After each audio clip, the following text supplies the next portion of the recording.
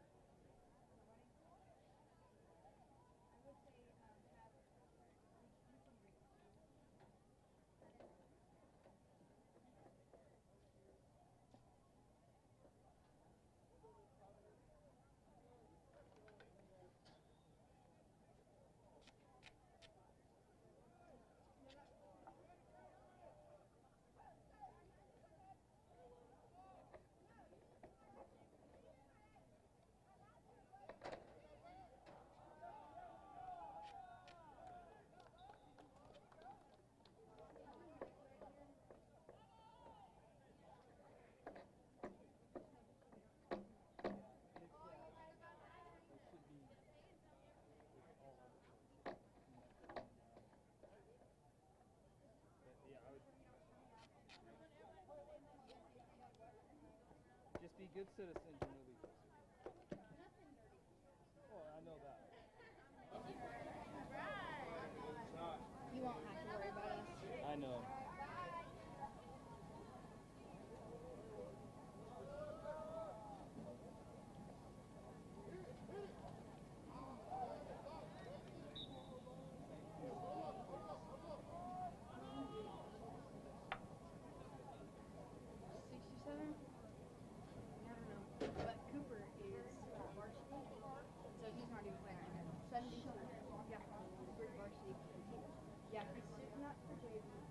This is what the boys told me. He's sitting up for JV.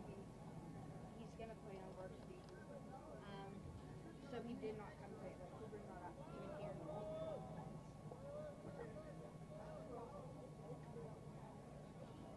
Hear him a little bit. I'm gonna call Carson Wilder because apparently they can't.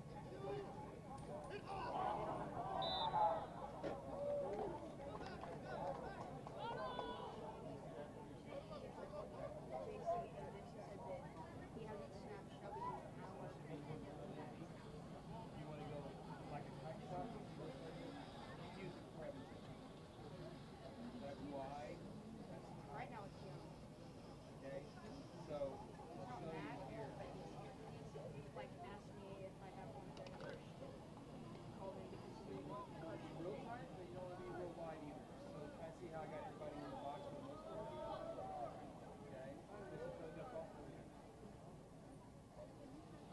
There. And then we'll just keep it. Yep. So, a lot of times I have to go wide or tight. I have to, but sometimes you do have to. Very little movement, okay? So right now I'm going to go to W means wide. T means tight. So right now we kind of see both teams. So they're going to get a lot closer. Now the X is right here. When they get closer, right there.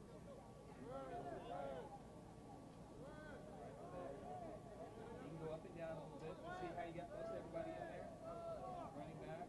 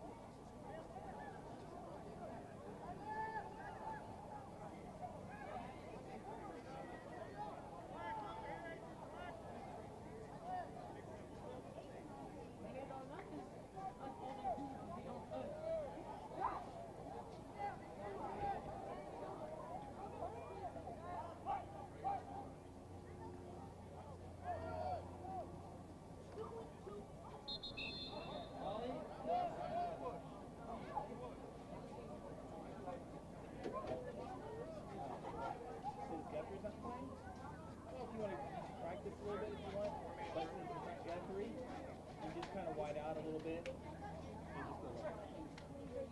just go left. Just go left. Sit back down. Well, there's the beat. But see, that's a good shot right there. Because sometimes when you get in tighter and you move, jerks a little back. But on this one.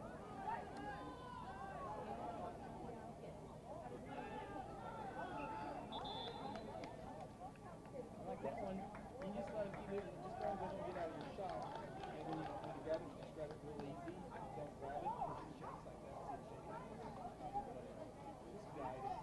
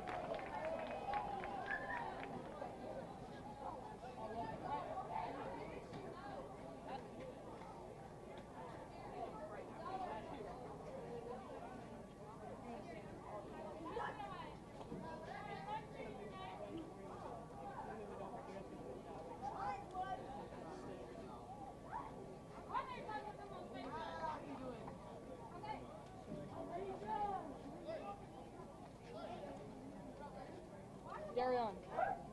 Darion. Darion. Up. Up. Are they open? Are they open? Hello! Let me talk my side.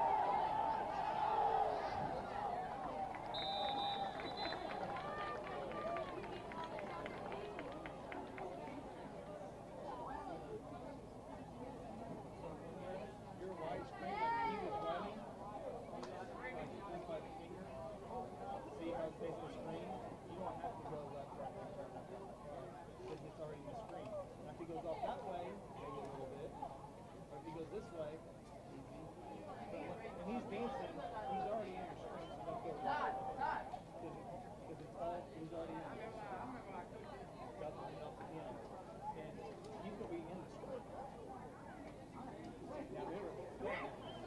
See, like, usually we run that way, run that way, run that way. Because it's already.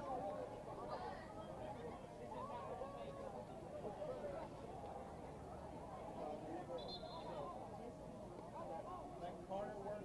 Let Connor work on. If Guthrie's not playing, let Connor work on it so he can get it. So when Guthrie's on there, watch him.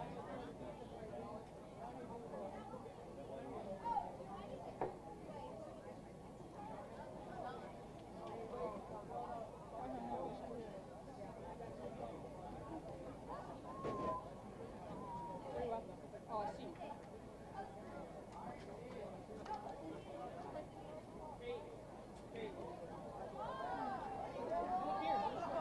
Come up here.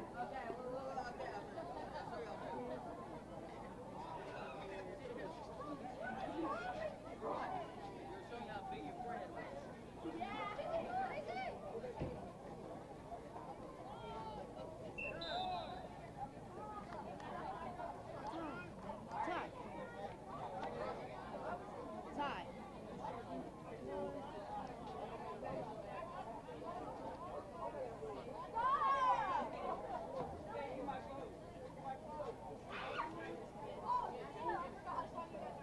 He wouldn't look at me. Nico, do you know where Carson is? What? Do you know where Carson is? Carson what? Wilder. There? He's down there? Yeah, he's down there.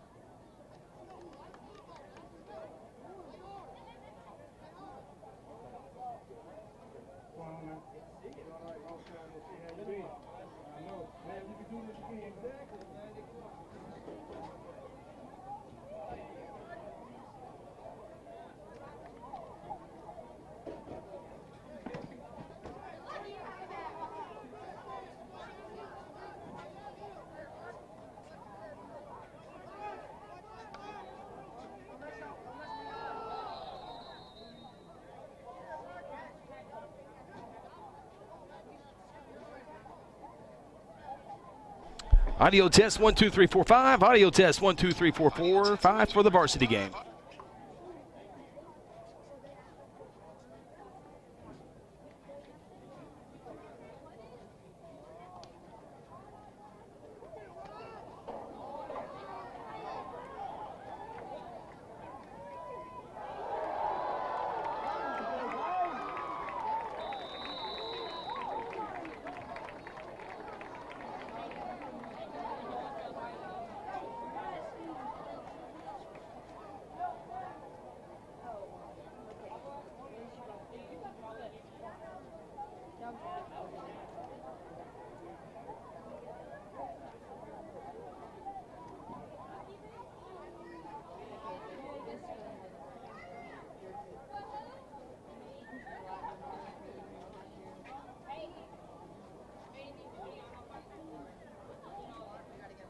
It already has.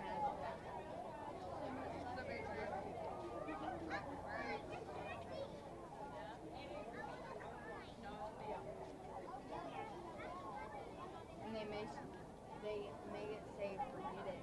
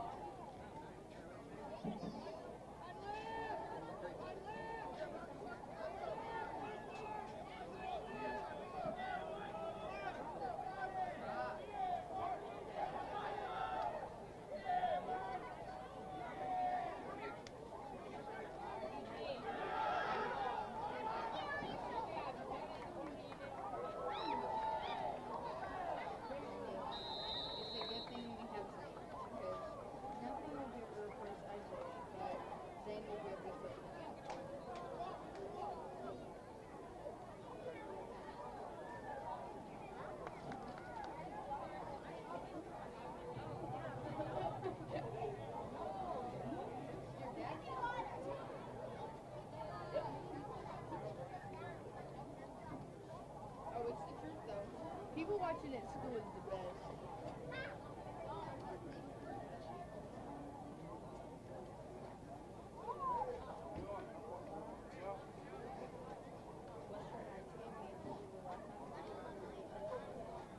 They can hear it on the film. Yeah, somebody called whoever opens up the press box.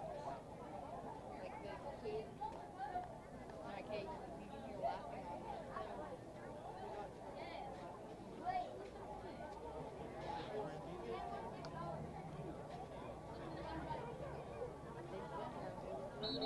Hodgepodge of freshmen.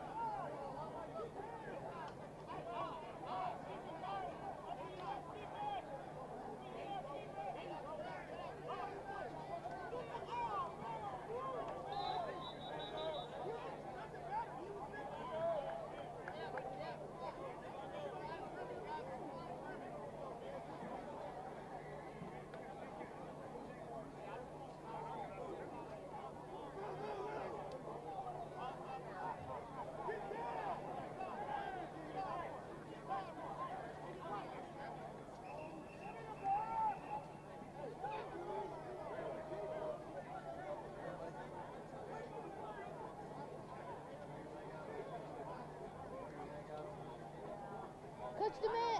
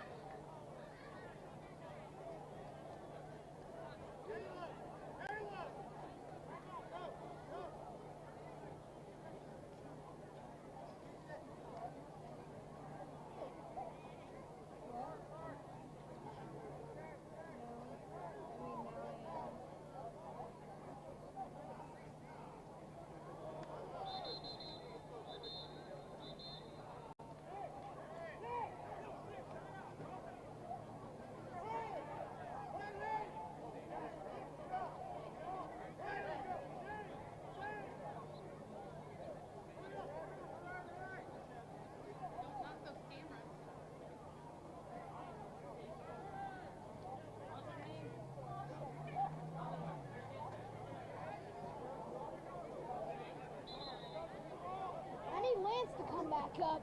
Hey, you're gonna knock that thing over. Get back in there. Can you tell Lance to come back up? If I see him.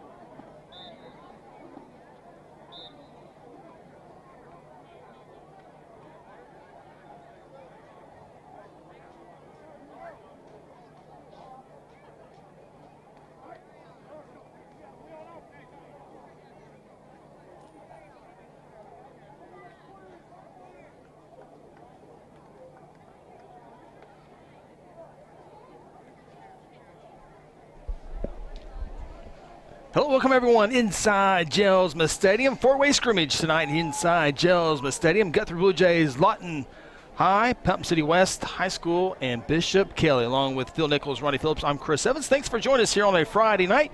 It is a scrimmage before the big game starting next week in Ponca City. Looks like Lawton High's offense will begin here against the Guthrie defense. And guys, Guthrie Bluejays, a 10-win season a year ago. First time they've won 10 games or more since 2014, and a lot of names coming back. Some names that are going to have to be replaced, but should be a fun season. Yeah, lost quite a few kids up front for the Blue Jays on the offensive and defensive side of the ball. You talk to the staff, what the word you consistently hear is athletic, Ronnie. They talk about an athletic group that's came in, filled those key roles. Of course, every offensive lineman graduated last year. But they'll put it together, be ready to go. All their skilled kids back. Got some people playing different positions on defense this year, but all really good football players. So it should be another good year for the Blue Jays. Yeah, nice catch and into the end zone, Lawton, and good route, good pass, good catch. The secondary slipped, and that's 6 points for Lawton. A couple things I'm looking forward to seeing is obviously this defense right here, because you got a couple guys moving positions. You got Herzl now going to be at the linebacker position instead of on the end. And as far as offense, you know, like you just mentioned, Phil, offensive line just graduated everybody. So, and that's kind of the big question for Guthrie coming in is the offensive line. But talking to Coach Beebe earlier in the week, especially during Meet the Blue Jays last week, he says it's going to be very athletic and be very competitive. So excited to see that part as well. Well, of course, we had, I believe, district defensive player of the year last year was Saputo. So, you know, you're not going to replace him.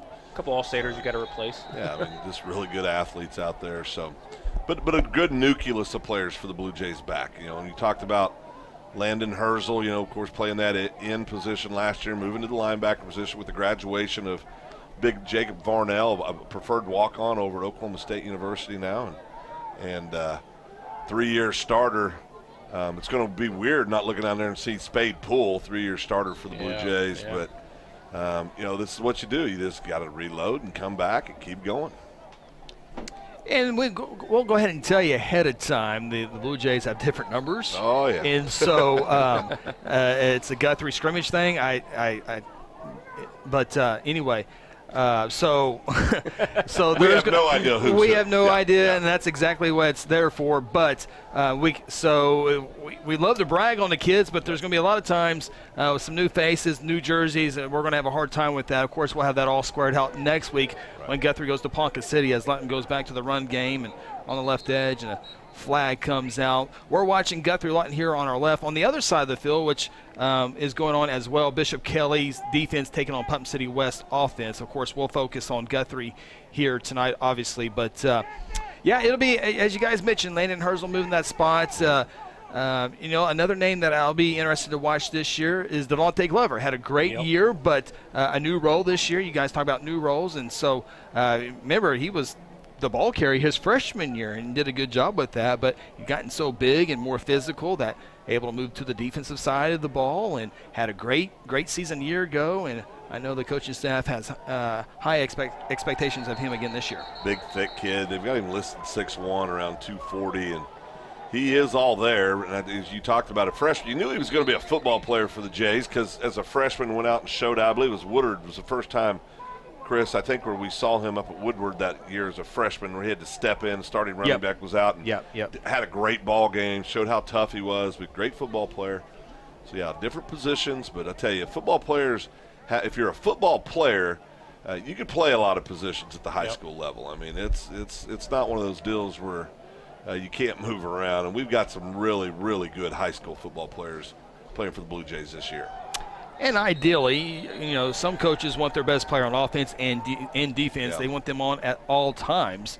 You know, but if you can go one way, that's great. But when you kind of get into the 5A, you're going to need players to go on both sides for majority of those teams. Now, 6A, you can get away with it. Now, that doesn't mean some stud doesn't play both ways for Jinx or Union, as we saw last year. But I know our coaching staff, if they would love to have 11 offensive players and 11 defensive players. Sometimes you mix it over, and Lawton has scored twice, both in the passing game on the Blue Jays secondary.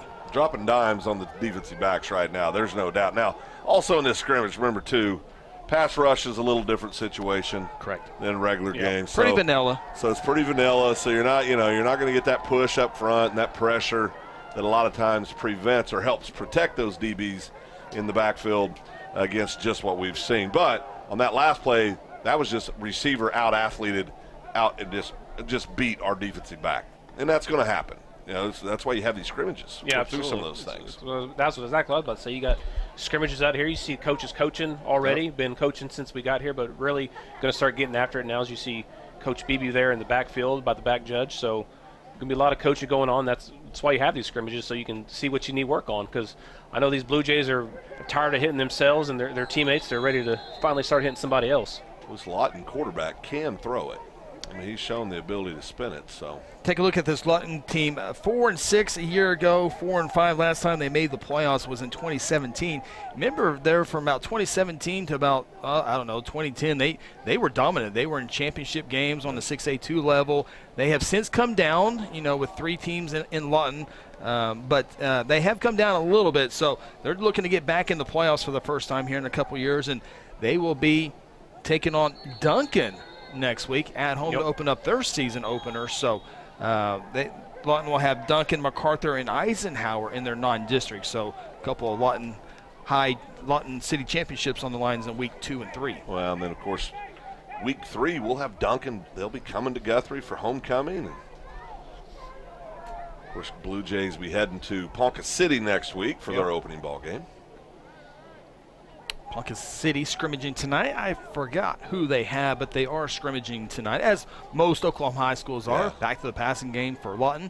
Downfield again. This one's going to be too strong this time. And A good ball. A kid can throw the ball. Yeah, he can spin it a little bit. Yeah. I think that doesn't Ponca usually scrimmage Enid? Isn't that kind of a regular deal for them? it sounds like a regular season game. Yeah, that's true. Yeah. Yeah, Ponca City, Enid's week 2 of the season. Never mind. I mean, I kind of wish we knew who these players were, because I know there's been talk of a couple of freshmen possibly getting a little playing time on the defensive side of the ball, but we kind of don't know who anybody is right now. Well, I think one is Landon Hurst. We definitely got that. Yeah, we Landon know who Herzl, Walters and Herzl is. I'm pretty sure that's Varnell, 94. Okay. Josh Varnell, of course, Phil, you alluded to Jacob Varnell going to Oklahoma State. Younger brother, played some special teams a year ago, if I remember correctly. Yeah. And so Guthrie, 2 solid linebackers a year ago, and solid.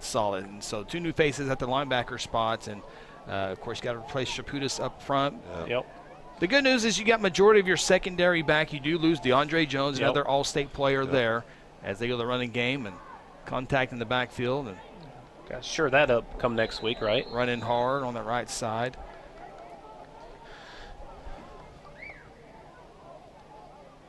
Sure. Zach Henry's in the backfield somewhere. He's free safety. Zach, usually I could pick him out just from his build. And I can't. Is that him on the? Yeah, look, hands on the hips there. Yeah. Not really tired, but he's just kind of standing there. Right.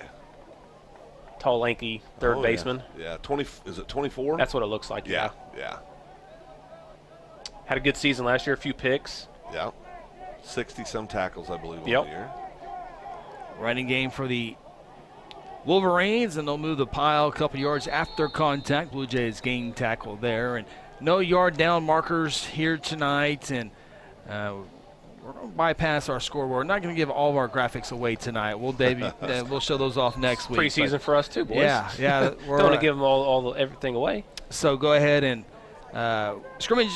It's our scrimmage tonight, so we're working with a couple of camera operators. Of course, Kelvin's down there, making sure all the streaming buttons work, all the graphics work. We'll try those a little bit out tonight. So working out the bugs.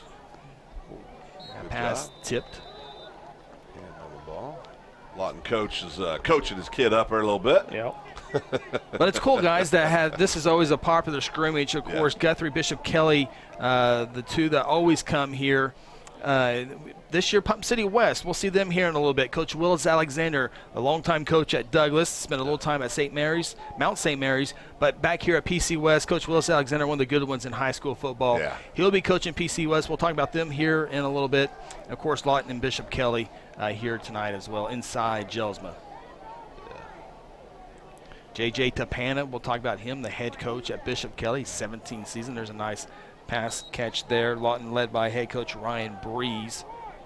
As this Lawton offense looking pretty good so far in the early parts of the scrimmage. Breezy's been there now as the head man, I think, 3 years? 4 years, I believe, at Lawton? I think that's right. Breeze has a great relationship with the Guthrie staff. They go way back. See, our officials are out there. They're getting a little work into before regular season next week. Got 2 crews here tonight, one on each side. Well, the field looks great, doesn't it? Field looks really good. Great job. Been a tough deal with all this heat we've had, I tell you. 100 degrees for so many days in a row, and I think the hottest summer on record since 2011. Yeah, 2011. I made the mistake of saying I can't remember how hot it was the other day at a restaurant, and I got yelled at by 2 gentlemen. You don't remember 2011? I said, I don't remember last Tuesday. So 2011 was the last really hot one. Remember it was last Wednesday, though. They also told me a lot that we had a lot more rain in 2011, a lot of rain in 2011. So, again, don't remember any I don't of that. remember a whole lot of rain this summer. Well, no. Don't go talk to any cattle ranchers right now. They're all trying to figure out how they're going to get hay. So it's a tough deal right now. We appreciate our research department. Ponca City and scrimmaging Bartlesville tonight. Oh, there you go. The Bruins and the Wildcats. A little couple 6A2 foes there. There's a little screen pass to the far side. Blue Jays do a good job of wrapping up. Just a few yard pickup there. Blue Jays defense settling in a little bit, and we've seen them. You're going to have those big plays early on and adjust and all that good stuff. And again, basic plays here. Don't want to give anything away for non-district foes. Well, I always like that part of the season when everything's in the books. Yeah. High school and college. Yeah. You know, let's run everything. Let's go. Let's go. Yeah. I like that part of the football season. Yeah. When that happens, sometimes in week 3, sometimes it happens in week 7. It just depends on the schedule. We'll look at good tackle there. We'll look at the schedule down there. Yeah, Jackson Walters, and he's got to have another big year. You know, a lot of these guys. Jackson wearing 1 also? Yep. They got to quit that. That confuses old people. Preseason top 100 player. Vipe, yeah. Yep. A lot of these seniors guys were the sophomore crew that got a lot of reps in as young guys, offensively and defensively. You know, Jackson Walters and Landon Herzl, 2 of those senior class, a really talented senior class this year. Yeah, and I think is that Nico Pena wearing 33? Yeah, just get held right there on 30. Yeah, Yep. yeah. He's Nico looks like he's put on motoring. Yeah. Looks like he's put on a little weight Sure this did. year. He's motoring there too, pretty good. Got a little thicker. Good. That is good. Had a good role as a sophomore last year, junior this year.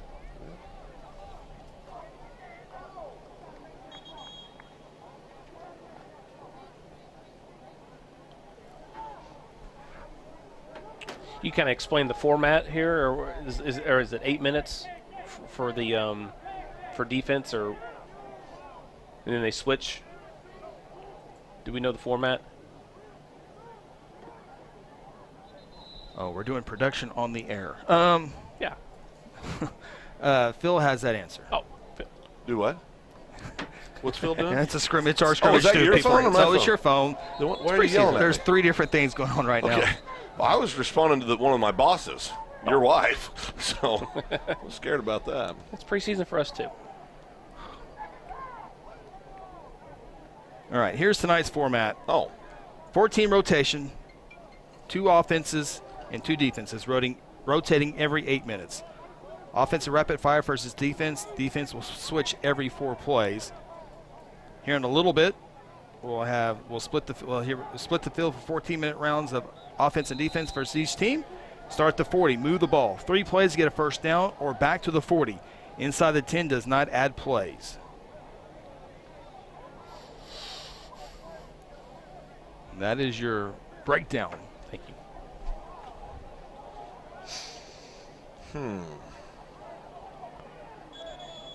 Appreciate everyone watching on the YouTube channel. This is the way you will be able to follow us all season long here on Guthrie News Page YouTube, and also on Guthrie News Page. The video link is on the page, just like it has been in years past. We ask that everybody subscribe to this page. There's a pass downfield into the end zone and broken up, incomplete. Nice Good coverage, coverage, step for step.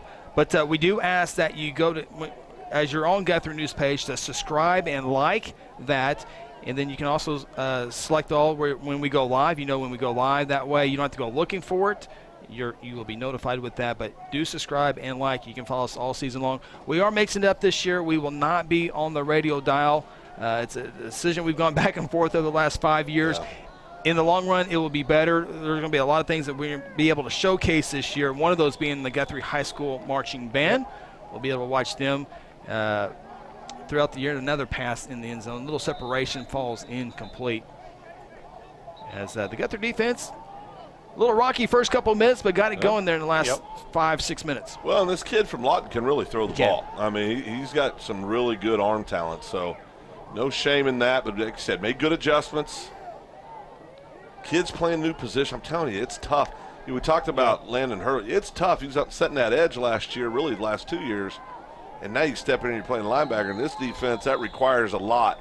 That requires an awful lot. You know, a lot more responsibility on the field. Did a nice job out there. And as the season progresses, he'll continue to get more comfortable at that position. But good showing overall for Landon tonight. Here comes the Guthrie offense, and, of course, the Guthrie offense. Isaiah Hammonds, the running back, one of the best ones in the state, kind of running under the radar. And he looks to have a big year, as does the Blue Jay junior quarterback, Hayden Calvert, who got his first varsity start in the freshman playoff game at Lawton MacArthur, led the Jays to a win on the road, and then second-round game against Collinsville on the road. Of course, Collinsville last year state champions. But then Calvert led the Jays to 10 victories last year, including a playoff victory as well, and then that tough one McAllister a year ago. Well, and that was came down the last couple plays of the game to the eventual state runner-up, McAllister Buffaloes. So great season for the Jays and looking to continue that winning way. Nice pass there. Yeah, nice reception. And this one might go. Nope, they're going to get him at the 4-yard line. Nice pass, nice run after catch as well. We'll let all mamas know we do not know who's who in these jerseys. We would love to recognize the great plays, but it's hard to know who they are.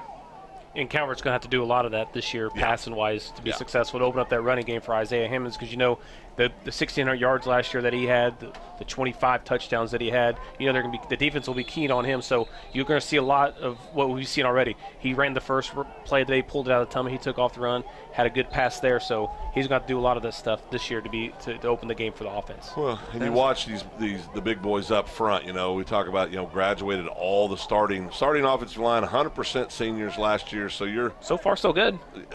You know, and like we said, the term you keep hearing is athletic group. And they're obviously last couple of years, huge offensive lines. That's not the case this year, but we're not undersized. We're just not averaging 280 pounds like we were the last couple of years. There you go. Let's go get in the end zone. Nice job. I think by the way he ran, is that the Shelf kid? Yeah, I think. Isaiah's going to be 81 there. Yeah. Well, I knew who Isaiah is very distinct in how he runs. Yeah, that was Shelf, I believe. Yeah. Yep, that's Shelf. Yeah, it's no secret who the quarterback and running back are. I mean, they stand out. You can put jersey 1,000 on, and we're going to know who the running back and quarterback are at Guthrie High. Yeah. Every time. Good crowd tonight as well, as always, as we come to know that Blue Jay fans come out and support their team, whether it's a scrimmage or game or even meet the Blue Jays last week, right? Yep. Crowd still comes out and shows out for the Blue Jays. Well, you always get great support, no matter what the activity is in Blue Jay land. Community's always been great supporting the kiddos. Got 4 here down by us. That's going to be Harper, I believe. Yeah, I think you're right there. There's a nice little dump off. Nice run after catch on that far side. And another, big part, you guys just a moment ago talked about that offensive line. Justin Berryhill is on that line. Did play a little bit last year, so there's, I don't know what percentage of that. He's got some experience. He has some experience, so that does help. It's going to help, yeah. Well, he can get those younger kids, help them kind of settle in. I'll tell you what else stands out to me. Looks like Calvert's put on some weight since, he's grown some. Yeah. He's not ever been really undersized, but there's a big difference sophomore, junior year. I tell you, a lot of things that's naturally happen to young men physically. Yeah. You have a good run here by Isaiah, and you talk about the offensive line being when you have a running back like Isaiah Hammonds, if he can if you're a new offensive lineman, if you can block for 1.5 to 2 seconds, that's sometimes all that Isaiah needs. So it's not like you have a young sophomore, freshman, or inexperienced junior, senior running back there. You have Isaiah. So do your job for 1 to 2 seconds, and that might be enough for Isaiah to go to the house. Get that seal block. You saw on this. You saw last play that penetrated, and then they held him long enough to where he can hit that corner, and he got a big run right there. So that's really what they need to do right there, just long enough. 3 receiver set here. Man in motion's Carson Wilder. I want to talk about him as well as Calvert rolls, throws, far side, caught inside the 5, knee down at the 4. Carson Wilder, boy, he's one of those the seniors that we talked about, sophomores. And I thought real quick, talking about all the seniors this year, it's also the senior group that led Guthrie baseball to a state tournament berth as sophomores. Yeah. So it's funny when you're good in a couple of sports how classes do that. And Carson Wilder does a great job of blocking. That's his primary. But every now and then he'll sneak out there and get a catch too. We've always said last year he's good for one of those 20-yarders. Good block there, right there. Does a nice job. Good athlete, as you said. Good baseball player. And as Ronnie said, that's going to happen. There's a flag. See, that's a lack of discipline. That's youth. You got to learn. I don't know. That was Berryhill, wasn't it? I don't know, but he wasn't happy. Officials are in a preseason form. He threw that flag about 90 feet in the air with a lot of aggression. This is everybody's scrimmage. Everybody's getting warmed up. Like I said, they've been hitting their teammates for the past few weeks, so they're ready to get after somebody else right now. Yeah, no doubt. Got a second here real quick. A lot of people were able to watch the freshman and junior varsity scrimmage as well, and I thought the freshman and junior varsity showed extremely well tonight. Yeah. Did really well, and got a lot of young kids that showed out for themselves. That's a nice toss. Oh, that was a nice pass. The thing I just took from there. And Braden, go ahead and run that replay. Watch the protection up front. Yeah. He had all time. You get into the throw, into the route, and all that good stuff. But Calvert had all day. Excellent. Yeah. Nice to throw the football. Yeah. Nice pocket. Going back to the JV and freshmen, a lot of the guys that stood out were the running backs as well. The freshman quarterback looked good. He looked excellent. So that's positive. Alex Clark. Yeah. Zane Thomas. Yeah. Ran the ball extremely well. Yeah, Zane looked really good tonight. Yeah, Zane was excellent. Yeah, he did freshman and JV, and he ran the same amount every time. So the Guthrie offense back to the 40 again, as the offense stays on the field against the defense. Again, over to our right, not showing that, is Bishop Kelley and Putnam City West. We'll see Bishop Kelley and Putnam City West here in just a few moments as the 4-way scrimmage. Been in a 3-way scrimmage majority of those years, but Coach Willis Alexander back. PC West to throw downfield, shelf, and overshot him a few yards. But Coach Willis Alexander brought those Douglas teams over here year after year, so it's good to see Coach Stepana, Coach Beebe, and Coach Alexander back on the field together. That was the 3-way that we knew for years. Yeah, it really is. These scrimmages are – what do you think is the most valuable part of a scrimmage? I think for Guthrie tonight is that offensive line. Yeah. We know what Calvert can do. We know what Hammonds can do. Stuff like this, it kind of broke down a little bit, and Calvert was able to get 6 positive yards there. But, I think tonight's the offensive line for me. Yeah.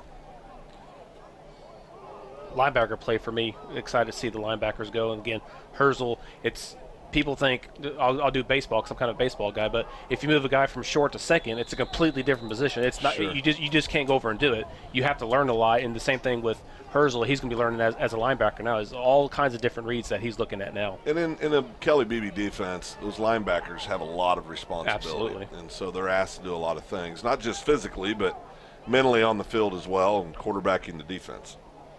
Trips to the left for the Jays. Calvert looking to throw, forced out of the pocket. We're probably going to blow this one quick. There it is. Probably liked it a little bit quicker than that, but Calvert goes down. He's fine. Good job there by the Lawton guy. Got to give him credit. Yeah. Lawton teams, you would expect, very athletic. A lot of kids that look really good on the hoof down there. Yeah, 6A program. They got some guys to choose from, right? Yeah. Coach Breezy, if this group can stay healthy, we have a shot at making the playoff push again. Oh, that's good. So you got wideouts shelf down low, then you got Ty Eaton and then Harper up top on the other side. So That's a good trio of receivers. yeah, it really Not is. too bad. Yeah. And then you have this guy, Isaiah, go. And really, guys, a lot of people in 5A, I think, of course, in Guthrie, we know Isaiah is not under the radar, but I think people right now, of course, look at the season. Of course, Isaiah had a good body of work a year ago, but when you look at 5A running backs, right now, a lot of people don't have Isaiah in the top three. When you look at Eric McCarty at McAllister, Michael Taffy at McGinnis, and the kid at Grove, as Grove moves from 4A to 5A this year, those are the three that are getting a lot of attention. But I really think Isaiah. Now, the opponents know all about Isaiah. Right. Yeah. As far as that statewide attention, which it's just different people's opinions. Sure, And sure. we see Isaiah week in and week out. I have not seen the kid from Grove. Right. I'm Yeah. going to try to find some film on him and watch him closely. We know all about McCarty. We know about Taffy. And those are two great running backs in the 5A. But I think Isaiah belongs in the same breath. Now, McCarty, He separates himself. but a year little ago, bit. it was Isaiah Yeah. keeping it yard for yard. Step for step. With Well, McCarty. and how about against Taffy in the beginning? Outperformed both of them. Yeah. 200 and some yards rushing, 3 touchdowns. Ran all over the place. Exactly right. So he didn't do too bad against them head up. Like you said, the teams we play, they know who he is. Catches that one. There's a couple nice moves to get free from the first guy, and then it takes 3 Wolverines to bring him down. And you're going to see a lot of that too. Any way you can get ball to Isaiah, whether it's a little pitch, a little shovel, or whatever it can do, because handing the ball off to him, obviously they're going to key on that. So you got to find ways to get him the ball, and that's going to be something we're going to see a little more of. And he does a competition. really good job making that first guy miss. Does. He Yeah. really does. He's a shifty. He can move laterally very well. Not afraid to put his toe in the ground and go north and south and go get you some tough yards either. But he's just a good athlete, just very, very good, and really knows how to play the position. He does a great job of letting blocks develop. And this is exactly how Calvert can be dangerous Yeah. this year, because obviously you're trying to stop Isaiah. Then you have 3 talented wide receivers, and then when that breaks down, you have Calvert, who has shown as a freshman now to his junior, he can run the ball just Yes. like that. Now, he's not going to blow by anybody, but he's going to get that first block, maybe the second block, and get into the secondary. Move the chains, Yep. right? I mean, he's going to keep you honest with his feet. You know, probably most importantly. I mean, if you got a quarterback to show he can run even a little bit, that's a huge weapon. First and go for the Jays, and flag down on that far side. Isaiah does get in, but penalty flag. We'll see if that one. I don't see the official. It's against the good Yeah, guys. it looks like it's going to be against Yeah, the Royal Blue it and was, White. I think it was wide receiver starter. But back to Calvert, last year in his freshman year, it was let Calvert beat you. Don't let Isaiah beat you. Don't Right. let the other guys beat you. But now this year, he's going to have to change that role to where, okay, we have to have somebody else beat us besides Isaiah or Calvert there, because he's going to have to be very, very good this season for the Blue Jays to be successful. Yeah. Brady, if you can hit that 2022 schedule on the bottom of your stream deck there, we can take a real quick look at this upcoming season for the Blue Jays. Of course, it all starts next week with Ponca City, Woodward, and Duncan. Get your guys' thoughts on the non-district. I like it. It's a fun non-district with teams that we're familiar with. Yeah. Good crowds come there. When Guthrie goes there, it's a good crowd. So I think it's a fun non-district schedule. Good, fun, non-district schedule, and I think we come out of that, most importantly in those non-district games, you want to come out healthy. I think we're positioned to come out 3-0 going into that bye week. Little dump off there. Good job of Calvert of looking at a couple reads to his left, and then was able to find the guy on the far side. Looks like Shelf with the reception there to a nice 5-6 yards. And again, that's what. Of course, it's very vanilla with this offense. Yeah. But man, that's you can look left, nothing there, dump it off right side without Isaiah touching the ball. Of course, I'm sure Isaiah was somewhere in a pass route. Right. Okay. I mean, do you guys see the difference physically in Calvert? Yeah. Yeah. I mean, Yes. it stands out, Yeah. doesn't it? Even from baseball seasons now, he's definitely he's definitely put a little weight on him, probably muscle. Yeah. Well, and it's just that natural, that something between your sophomore and junior year. You see it with kids every year. Just that natural growth spurt that so many kids go through. But I always tell them, sophomore year, a lot of them still look like boys, junior year, a lot of them start looking like men. Yeah. You know, I mean, it really changes physically.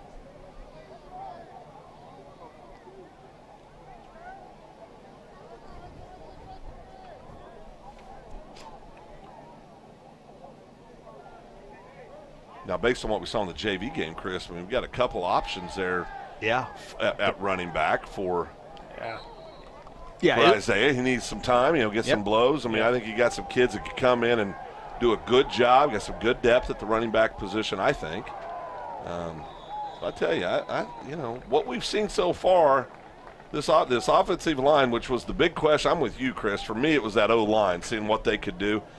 Ronnie, you're 100% correct on the defensive side of the ball. Those linebackers, that's critical, so critical in our defense. But I've been really happy with what I've seen with the offensive line. They can move. Yeah. They got good feet. They are athletic. You can see that. I mean, that's a nice job. I mean, look at that. I mean, that's a really nice job. Looks like Calvert threw that one away. Yeah.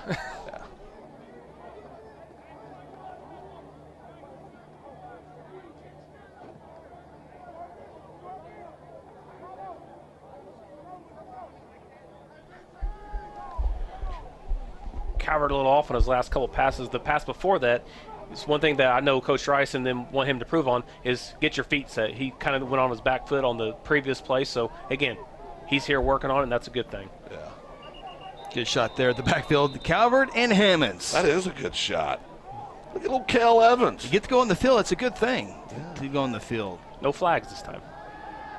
Downfield, a little too much error. Can they fight for the 50-50 ball, and it falls to the ground? Now, I will say this. There's one thing that young Calvert needs, last year. He's working on it right now on your screen. screen. He's working on it right now.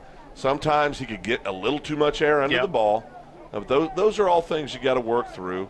Now, he had some off non-throwing shoulder stuff last year, right, during baseball, Ronnie? Yep. So I think it's good to see him just 100% and healthy and out there doing his thing. Yeah, I talked about the shoulder or the elbow area, but I said, what about football? So he goes, doesn't bother me in football. So he's good to go on football. There's nothing wrong with Calvert, thankfully. Yeah, I like him. A tough kid. Yeah, he is a tough kid. So and really, if you're going to play quarterback for the Blue Jays, tough kid better be on the resume, right? Because I mean, they're going to ask you to do some things that if you're not a tough kid, it's not going to be very enjoyable. So the first 8 minutes for the Lawton offense and first 8 minutes for the Guthrie offense has concluded. Same thing for the PC West and Bishop Kelley scrimmaging over to our right. Again, it's a four-way scrimmage, so we'll be seeing Guthrie against Bishop, PC West. We'll see Guthrie against Bishop Kelley, and it's always fun to watch Guthrie against Bishop Kelley because Kelley brings a different defensive look than the other teams. Now, PC West, Coach Willis Alexander, first-year head coach. His son plays for him right now. He's a freshman for Coach Alexander. And I'm not sure if we're going to get the PC West next or Bishop Kelley. But, Putnam City West has struggled over the years. And remember, Guthrie and PC West was on the schedule a couple years ago. PC West said, you know what? We're good. We'll take a break. We'll rebuild the program and hope to come back and see you again. It was a fun little 2-year back and forth with Putnam City West. Got to go to a stadium that we hadn't been to before. New stadium. Yeah. And you see a different look there, different team. So very cool to look at. So go ahead and pull up the schedule again, Brandon. We talked about Ponca City, Woodward, Duncan. Look at that fourth team. How about that little nugget this year? Guthrie and Tuttle. A lot of people may not know that Guyman, you don't see Guyman on the schedule. Guyman has elected to go independent, and so they're going to play a lot of teams from Texas and Kansas as they try to rebuild their program as well. And that's good for Guyman. I mean, that's good for the Guyman kids. Yeah. I mean, that really is. It's good to have them there. So, and to add to it, Western Heights is now in 4A. Western Heights has gone independent. So Guthrie had an open game. Tuttle had an open game. Guthrie and Tuttle played week 4. Same scenario for Piedmont and Blanchard. Piedmont was supposed to play Guyman. Blanchard was supposed to play Western Heights. So now you have Piedmont and Blanchard playing for the next 2 years. Guthrie and Tuttle will play for the next 2 years. Of course, Guthrie going to Tuttle this year. Tuttle will come back next year. I'm looking forward to that one. I know, there's the usual McGinnis, Carl Albert, and the Shawnees. Those are in Piedmont. Those are the more important games, but it will be fun to see the Tuttle Tigers. Now, we see them in the state championship games with our broadcast on those games. But last year. Yeah. But to go to Tuttle, but next year, Tuttle Tigers inside Jelsma Stadium. That will be cool. Be fun. Yeah, that will be fun. And I tell you, Tuttle, the facilities we'll get to see down there this year. You know, they take pretty good care of their kids down there. They've got a guy, an alumni. I heard. He's Chad, got a couple dollars. Yeah, he likes to throw it Chad around in Richardson or Tuttle. something, yeah. Guthrie now taking on Bishop Kelley. Isaiah's first carry against the Comets. Bishop Kelley Comets, 17th year head coach J.J. Tapana. And Bishop Kelley struggled a bit a year ago, and I certainly think they'll get things going here quickly this year to get back. I think 500, 5 and 6 last year. 5 and 5 got to season, the playoffs and then lost yeah. in the first round. So ended the season 5 and 6. Yeah, that's rare. And if I remember right, Phil, indeed 5 and 6 last year, 10 and 2 the year before that. But if I remember right, they were riddled by injuries all season long, including this scrimmage a year ago. There was 4 or 5 good players that couldn't even play because of injuries, and looks like a lot of those names, big names for them a year ago, couldn't play as well, and that's why they were 5 and 6. And very rarely is Bishop Kelley 5 and 6. Yeah, if they're healthy, they're not 5 and 6 last year. 10 and 2 in 2020, 8 and 5 in 2019, 10 and 3 2018, 8 and 3 the year before that, 9 and 3 the year before that. So a lot of times this Bishop Kelley program is not only in the playoffs, but they're usually winning 1 or 2 games when they get there, except for that injury-riddled season a year ago. Tough deal. You usually see them in the quarters at least. Good program. Of course, you got that stability with the head coach. Downfield, and Calvert's going to be intercepted over through his intended receiver, looked like Shelf, and that one just sailed right over the head of Jalen. Yeah, and I think, and again, it's timing's so important, in football. I mean, these routes, timing is so important. And you got to have snaps, and I think a lot of people realize how much the offensive line affects the timing of an offense. Yep. And so you've got to give all these kids time to get used to it, get some experience, get some time together out on the field. They're going to be good. But I'm really encouraged by what we're seeing with this offensive line so far. 3 receivers here. A little inside handoff to Isaiah, and Isaiah gets some yards there on second down. And that's the one thing that if Guthrie can throw the ball deep, 20 yards plus, that will open up the field more so, where you have to get obviously the secondary back, but maybe those linebackers cheating a little bit to give maybe, if it's 3rd and 10, maybe you can do an inside handoff and Isaiah can get a first down on a 3rd down and 10 because you're expecting something deep perhaps. Right. I think that's something that Coach Offensive Coordinator Jason Rice is probably going to do tonight to see if we have that kind of opportunity. Well, and I can promise you offensively, it's not going to be – it's going to be so vanilla, it's ridiculous. These scrimmages. Yeah. So it's going to be pretty predictable what we're going to do. Just ask Ponca City and every high school football team; they're not giving anything away. No.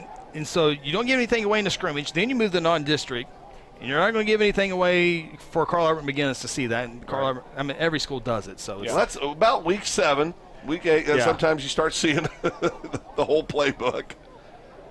I don't think you really see the whole playbook till the playoffs, but it's a nice toss. Tackle for loss. Nice open field tackle there by the Comets.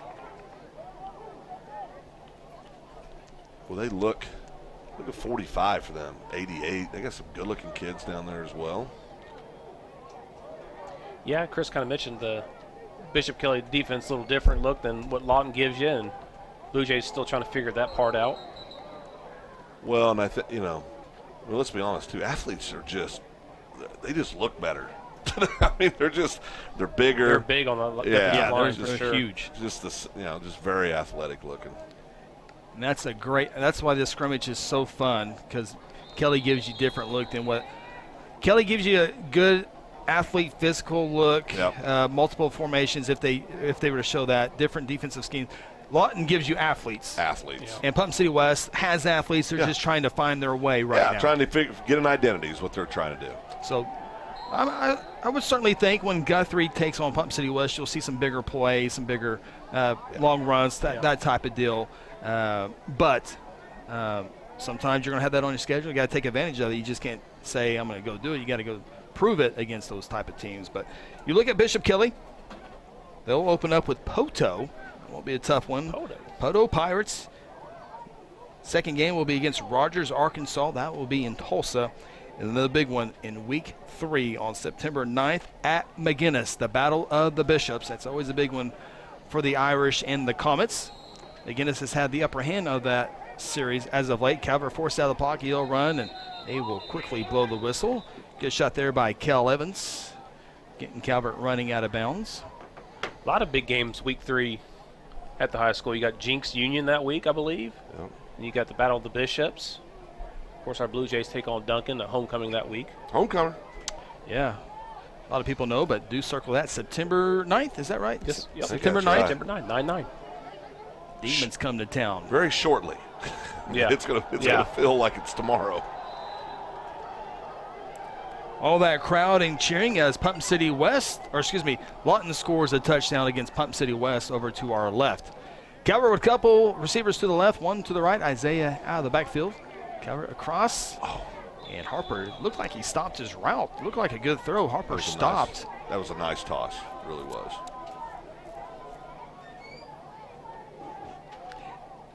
Now Guthrie doesn't have that one 6'2", 6'3" wide receiver. He's going to go get it. Yeah. Yeah. That's I was trying to find something to think of this offense, and they don't have that go-get-it guy, but you don't want any of those 3 receivers to get in front of you because you're not catching them. No, they can fly. Harper, Shelf, and Eaton. I believe this is Eaton in the motion. Yep. He'll get the jet sweep, and he'll make a couple guys miss. Good run there, and it's good to know that it's not Isaiah, it's not Calvert running the ball like that. Eaton did that several times a year ago. He's really came into his own last year, I think, and again, like you would expect, he's continued to develop physically and looks good down there. Seen a couple of wide receivers get to run the ball tonight. Shelf ran one earlier, and now Ty gets a little shot right now. Carson Wilder in at tight end on your left side of the Jays line. Calvert to throw. Looks left, comes to the center. Diving catch, unable to haul it in, was Ty. Another catchable ball. And I think they're going to move this one back to the 40. Oh, they're going to move it back at the line of scrimmage. So Good numbers for the Jays this year. You look at the freshmen, the JV, I'll be very good numbers kid-wise, which is a big deal. Today's age, I tell you, football's taking they're losing kids. Yeah. They are. They're losing kids. A lot of people making decisions for concerns, health concerns reason. You see less numbers in football, but great numbers for the Blue Jays.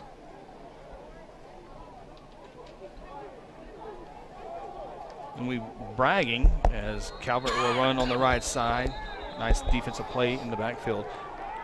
The freshman team as junior highs, their 7th and 8th grade teams were really, really good. Now they're freshmen, and I think by the end of the year, guys, there might be a couple of freshmen that might make their way to Friday Night Lights, and that's a good sign. And I can tell you, there's a Herzl, Wilder, and Walters on the varsity, but there's the same names as freshmen that have been good for the junior high programs, and so it will be fun to watch them progress. And never ever want to put a freshman on the field, but sometimes you can't help it because they're that talented.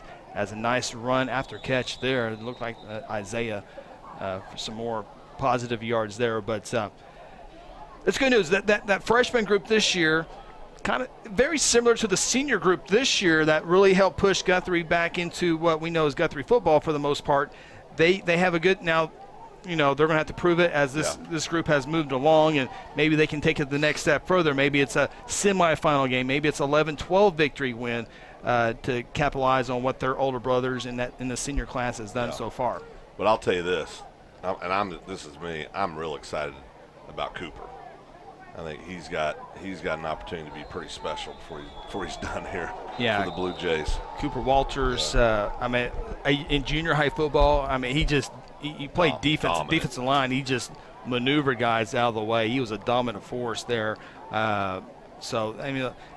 Freshmen, again, they're going to have to earn their way onto the field, but it's good to know that the freshman squad's pretty good. I went to the junior high scrimmage last night. The 8th graders are really solid as well. So that's the type of deal you want your teams to keep building. Right. Now you like skill set in this one, you like some offensive line in this one, and then you combine all those together to meet on the field on the varsity level. And put it all together. Yeah. Of course, you want everything in every class, but that doesn't happen. Never happened. Especially in 5A football. Now Right. your Jinx, Unions, your Broken Right. Arrows, Owassos, Yukons, now Mustang. Yukon Mustang, I think it's Mustang now the 4th largest school in I the believe state. that's correct. Yeah. Yeah. Yeah, I believe that's correct. Yukon, it's Wait, or is one's it third? one's 4 and one's 6. I I can't remember exactly which one, but So you've got Broken Arrow, Jinx. Union or Jinx, one of those. See, I thought Mustang was 3. I'll look it up, but it's Yeah, it's yeah. going to be 4. Oh, okay. Mustang You're got some humoring players, me too. right now? Is that what Yeah, you're doing? I'll humor you. Well, I appreciate that. I think Mustang just had Unless I'm wrong, then I won't. We'll move on. Oh, we're not going to talk about it. Okay. I think one of the top players in the state's out of Mustang, right? Had offers wideout. from Alabama and all that stuff. Ended up choosing the Sooners. Good kid. Stayed at home. Good I for like him. that. I I like like that. that. Yep. I like that. Phil, you're right. Oh, wait. What? Wait. I'm getting it out of the way now. What? Yeah, you're right. Oh. Broken Arrow 1, Tulsa Union 2, Mustang number 3. Yukon was 6, so I had one of them right. Well, I mean, that's something. Yeah, so Mustang is now larger than Jinx and Owasso. Okay, see you, buddy. Good seeing you. See you, bud.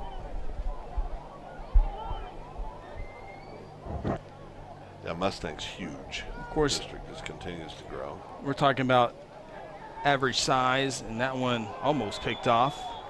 Miscommunication on the route there, looked like. Guthrie. Usually they were Guthrie normally around the 48, which is middle of 5A, but Guthrie continues to get more and more, now 45th largest school in the state.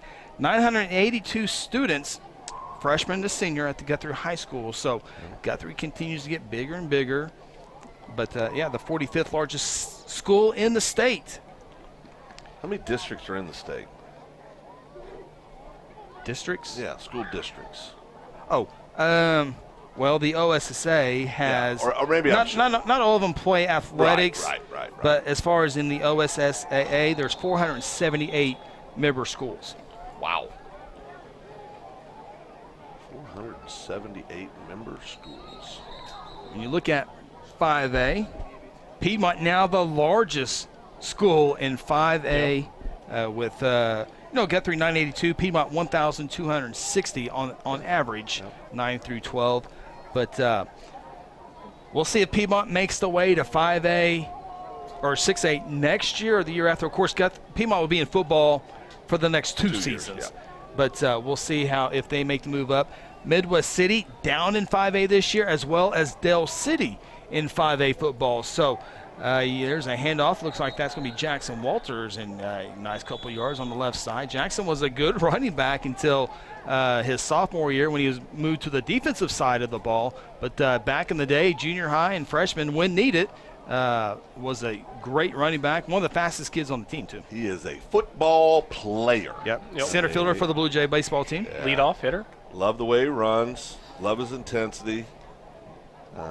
Had 4 interceptions last year at that end position. 2 picks, pick sixes, right? I believe 2 pick Scored sixes. twice, I believe.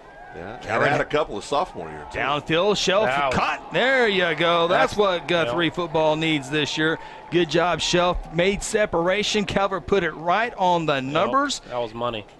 And that's exactly how you draw it up to spread that defense out. Yeah. Braden's working on the replay. Here is that shot again. All replays once again this year brought to you by Integrity Heat and Air. We'll get to our sponsors here in just a little bit. But that's passing. That play was last year at McAllister was so close with those 2 players. It was right there. I thought he caught it. Yeah. I thought he caught it. Obviously he didn't. Right. I thought he caught it. If he makes that catch, Guthrie wins. Yes. Guthrie wins. Oh, no doubt. Yes. Heartbreaking. And they have a pretty good shot playing for a state championship, too. Yeah. No doubt.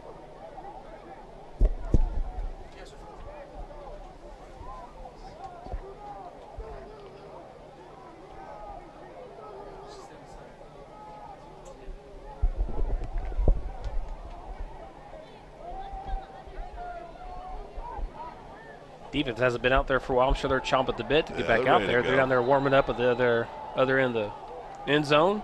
It's been a while since they've been out there, so getting stretched back out.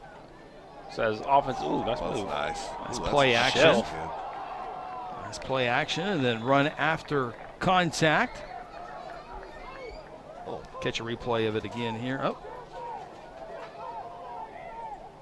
There it is. Our main replay board is down, so everything is manual tonight on the replay as we see Jalen make a couple guys miss, 3, 4, 5 guys miss before being brought down. Trips to the left. Calvert to throw. Has a man open. Cut. Nope. Then dropped. Harper. Good spot. Kind of bring that one in. Well, guys, your overall thoughts on Class 5A football this year. The big news in 5A football this year, Midwest City and Dale City are now 5A schools. So the Mid-Dale District, Carl Albert, Dale City, Midwest City, all in 5A football now. They knew what they were doing. They put Midwest City in 5A1. Carl remains in 5A2. And Dale City moves to 5A3. There was a little back and forth between Midwest City, Dale City. Both wanted to go east. Both wanted 5A3, and so one of them had to stay. And Midwest City got the 5A1, and Dale City in 5A3. So that's the big. I think one of the big things to pull out from there. Of course, the defending state champion is Collinsville. They graduate almost everybody. Yep. And with that, I'll let you guys break it down a little bit as now we take a look at the Guthrie defense taking on the offense of Bishop Kelley. Yeah, and I think I think when you look at 5A, I'm looking at the VIPE preseason. Preseason means nothing, but you got Dale City, Midwest City. That's a good thing because we're going to have the high school huddle on Wednesday night. We're going to have our top 5. That's so right. You can say the same thing about ours. No. Ours will be right. Oh, okay. Yes, yeah. Ours will of be course, ours will be correct. right. Yeah. 100% correct. But Midwest City, I know they were down last year, but they're still Midwest City. Going to have tons of athletes, and Dale City's always very athletic. I think 5A obviously, I think, has gotten much stronger with those two teams, dropping down from 6A2. It's your usual suspects in the top 5 with McAllister, who I think if you put Truth Serum and everybody, all the coaches, I think everybody would agree they're the consensus #1 team going into the season. Best player in state. Yeah, at least 5A. Well, they're definitely the best player in 5A. I mean, state, 5A for sure. And he's one of the top players in the entire state, no doubt about it. Of course, talking about the McCarty kid, but Carl Albert right there at 2, McGinnis 3, Collinsville 4, and Guthrie, the Blue Jays, round out the top 5. I think there's just a lot of 5A2, again, without question, is the toughest district in 5A. I don't think anybody would argue with that. 4 deep. Yeah, 4 deep, and are 4 deep every year. So it'll be, I think 5A got better. I think there's last few years, I think 5A's been down a little bit top to bottom. Not that we haven't had great teams in 5A. We have. But I think they're deeper than they've been in quite some time. And then adding to that real quick, Grove moves from 4A to 5A. They're going to be a good program. Of course, Coweta has had great years over there. And then also one more team I'm thinking. Ardmore's back in the Ardmore's got a great quarterback, Division I kid. Grove and Sapalooka? Oh, yeah, Sapulpa. Yes. Yes, Sapulpa was in that 6A2. Now they're starting to find their way a little bit more. Of course, they play over in that 5A3 district where you can get some wins a little bit easier than you would on the west side. But that's a former 6A2 program that's starting to find their footing in 5A football. Yeah. So I think 5A top to bottom is much deeper than it's been for some time. Well, if you look at the rankings that we got in front of us, you got Collinsville, Guthrie, Dale City, Midwest City, and Coweta. Those could all be, in my opinion, that's kind of a big pack right there. Those can be mix and match however you want. I think that's because last year look at the rankings, you say okay, they're for sure 4, probably they're for sure 5. Here they're kind of mixed up, so I think you can interchange any of those 4 teams right there. Now I got to bill VIPE because we said their name 2 or 3 times, so I'll have to give them a. But we're not billing invoice. Well, we are now. Oh, okay. Yeah. Well, now if we just send in where they're wrong, do you think they would change the magazine? When they send you, when you're wrong, what will you do? We're not wrong. We're not wrong. No, okay. No. He's short, bad memory. Where's he at? The other 5A reminder is last year Collinsville won the state championship, which stopped a 5-year run for Carl Albert. So Carl Albert, once they get in the playoffs, they're pretty darn good. So we keep talking about McAllister, but when you get into those semifinals and those championship games, obviously anything can happen. So Carl Albert will be up there again. Of course, McGinnis. That's a week 7, I think, matchup. Carl Albert, McGinnis, somewhere down later on in the year. Always a fun game between those two guys. It was a good one last year. A lot of great 5A2 games last year. Guthrie, Job defense. Carl Albert, Guthrie, McGinnis, Carl Albert. So Of Piedmont, and real quick about Piedmont, they were sophomore heavy last year. Yep. All those guys are now juniors, so a year more experience. So we'll see how Piedmont rebounds after last year's season. I think Piedmont did finish 4th in the district, right? They took on, almost took down Lawton MacArthur. Yeah. Did they finish a year 500 close last game, year, regular season? Or were they 6-4? I think they were 5-5 or 6. I can't remember.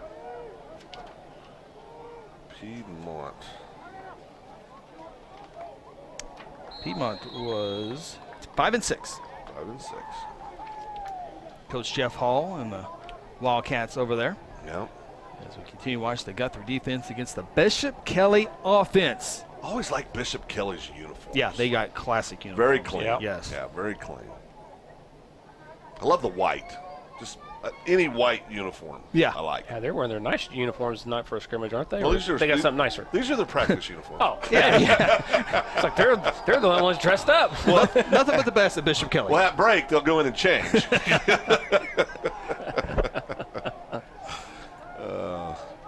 Good job here, defense. Jackson Walters will get credit with the sack, but it was his buddies that allowed him to come over the edge to really tie him up. With that push up the middle.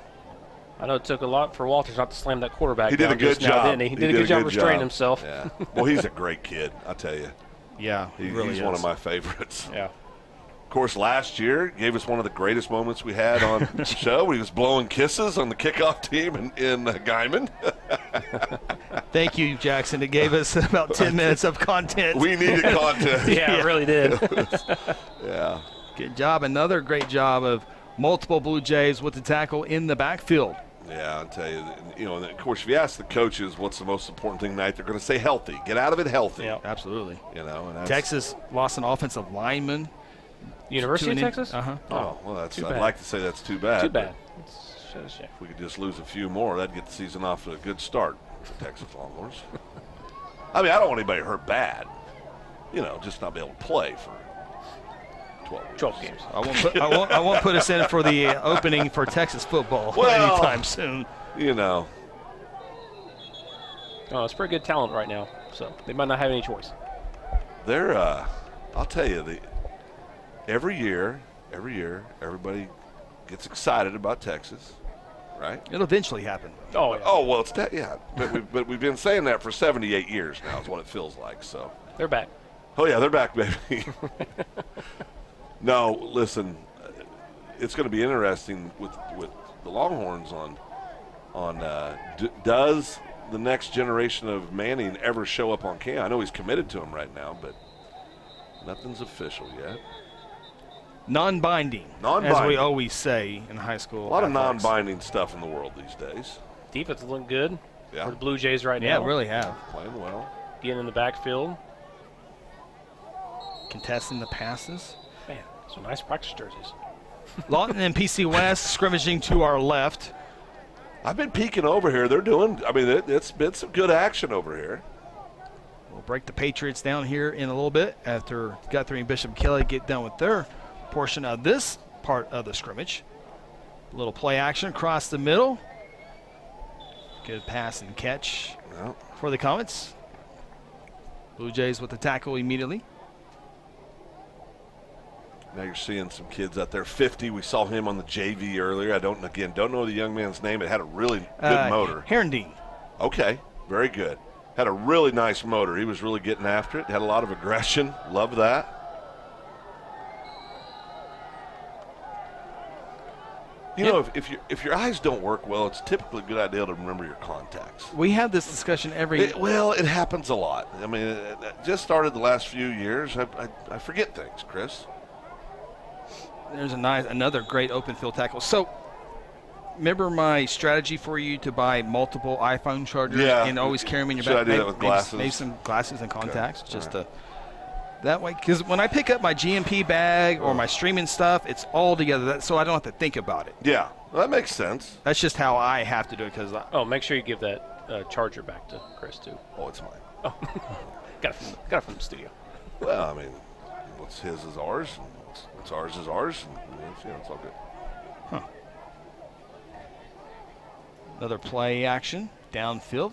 Good coverage so far. You got to see the ball. That one never had a chance. That was sailed out of bounds. Yeah. Even if he does catch it, it was going to be no good on that far sideline. Yeah, good coverage right there. Comet's offensive line did a great job holding the defense back to the quarterback.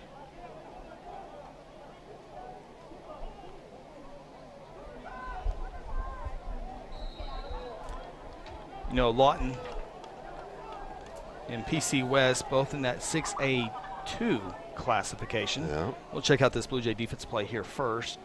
Rolling. Pursuit. Great pursuit. Good Too good strong of a coverage. pass. Great coverage, as Phil alluded to. Zach Henry there. So you got Lawton and PC West who are scrimmaging over to our left side in 6A2. And this is the year to be in 6A2. Now, there are some favorites in 6A2, but no Midwest City, no Dale City, no Bixby. Oh, Bixby. So if you're Deer Creek, if you're Choctaw, if you're Stillwater, if you're Booker T, this is the year to get it done. Yeah. Maybe the next 2 years. These next 2 years are to get it done. Deer Creek was Are in they the the state favorite? championship. Are they the favorite? Deer Creek, they were in a state championship game a year Yep. ago. They got a talented quarterback. Yeah. He might only be a sophomore. I've heard some great things. There's a nice pass, catch, tackle immediately. Good job all around for the Comets and Blue Jays on that play there. But Choctaw's got Steele Wassel coming back. He led the Yellow Jackets to a state championship game against Bixby his sophomore year 2 years ago. Stillwater. Akron commit. Yep. Stillwater, like many programs, couldn't get past that Bixby hurdle. Yeah. And so Booker T. Washington was a district game with Bixby. So this is the year for someone. Of course, 6A2 has also benefited schools like Sand Springs, Lawton. There's those teams that have, when they were in 6A1, had a hard time getting 5 victories, but with the birth of 6A2, have been able to build a program where they compete week in and week out. Big deal. 6A2's had some great football, as you said, last few years. Last several years, really. Well, yeah, the best team in the state's come out of 6A2 last couple years. Would you agree with that? I would agree with that, yeah. So there's a lot of talent at 6A2. Bixby's going to win a lot of football games in 6A1 this year. Listen, I'm not going to be shocked if Bixby isn't playing for a gold ball in 6A1 at the end of the year. The difference with 6A1, I think, with 6A2 Big boys. is it's more consistent week in and week out. Yeah, and I think more depth up front with the big kids. Not that Bixby couldn't handle it a year ago, 2 years ago, 3 years ago. We'll see this year. There's a new Presley. He's just a freshman, so. But a drop-off in talent for Bixby. I think we'd all have to agree with that. Of course, they have the move-in transfer quarterback in Bixby. Yeah, you're going to have to take a program when you go to watch Jinx Union and Bixby. Just the lot of change, movement. especially at the quarterback spot. I just hope there. the kids remember what uniform to wear that night. But Bixby will have the Owasso transfer in at quarterback. But 2-year starter for Owasso, I believe, wasn't he, Chris? So they'll be playing the first game of the year against each other, too. Yeah, should be a heck of a ball. Thursday night ball game next week. Yeah, should be a great ball game. Might make that trip. Yeah. Chris and I were talking about that. Make the trip or maybe do something on the air to do something with that game. Another catch across the middle, trying to shed a tackle down to the 5-yard line. Bishop Kelley's most success has been in the passing game across the middle here against the Blue Jay defense. Pump City West is into the end Great zone. run. Did you see that? Really was. Wow. Ran over that free safety to get free and score a touchdown there. We'll see Pump City West here in a few moments as they celebrate a touchdown. It was weird. If you've never been to PC West football stadium, their scoreboard is at midfield on the far side, opposite the press box. Yeah, and then right on the other side of the press. We probably should say this for Pump City West, but I will. But you have the big scoreboard, and then on the other side of the scoreboard is housing edition. Yeah, and people would bring their lawn chairs. Yeah. Because you could sit outside the gate and watch the game and never enter the stadium. Now the marketing folks over there have got to put some advertising to block that. They got to do something. Let's get that 7, 8, 10, 9, 10, whatever it costs to get in nowadays. Everything's. Blue Jays stops the line at the line of scrimmage at the 5. So goal line defense time for the Blue Jays. Yeah, perfect time to get some work in for that as well. Especially against a good-looking front there by Bishop Kelley. Really are. Big number 50. Don't know who 33 is for the Jets. Is that Nico? Yep. Okay. He's really put on some weight. Yeah. Got a lot thicker.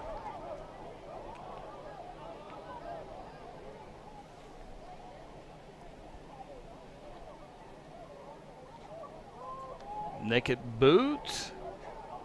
Reaching. Looks like, just short of the end zone. Yeah.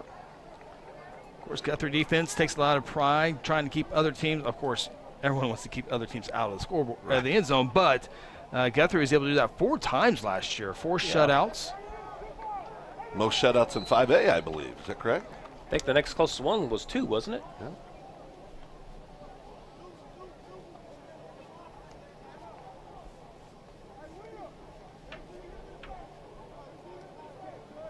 Head coach Kelly Beebe, longtime defensive coordinator for the Blue Jays. But Kelly's he shares all of his players with the offense. He likes the best athletes to be on the offensive side of the ball. Yeah, work things out defensively later. He likes those 48-45 ball games. Yeah, lives for those things. And the Comets are into the end zone. There is a flag down thrown by the referee. That's usually a false start of some sort or illegal motion of some sort. So don't put points on the board quite yet for Bishop Kelley.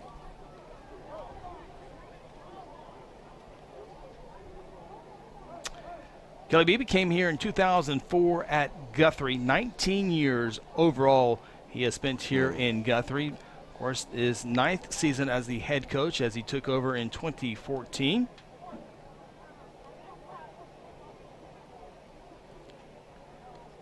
Graduated a daughter a year ago, got another one up at the high school. Crazy. Ain't that amazing? Those were baby. Well, when they got here, they didn't even exist.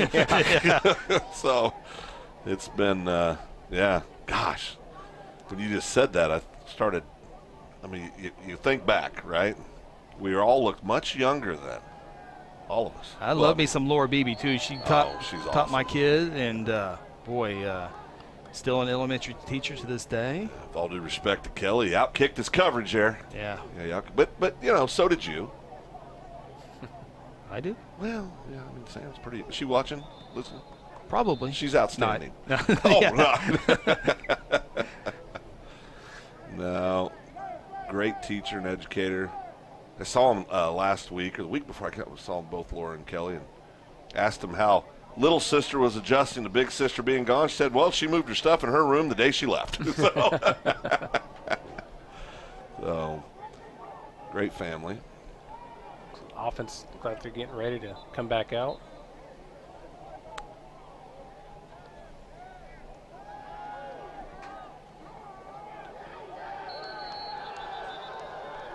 Ray, we're going to go ahead and pull up the Guthrie schedule one more time. We've talked about the non-district in that Tuttle game. That will be fun back on September 16th. Do note that Piedmont game is a Thursday, September 28th. I do believe all the 5A2 games that week on September 29th will be played on Thursday due to official shortage. So I think all 5A2 games that week are on Thursday, but back-to-back to begin the district field, Piedmont and McGinnis, huge games.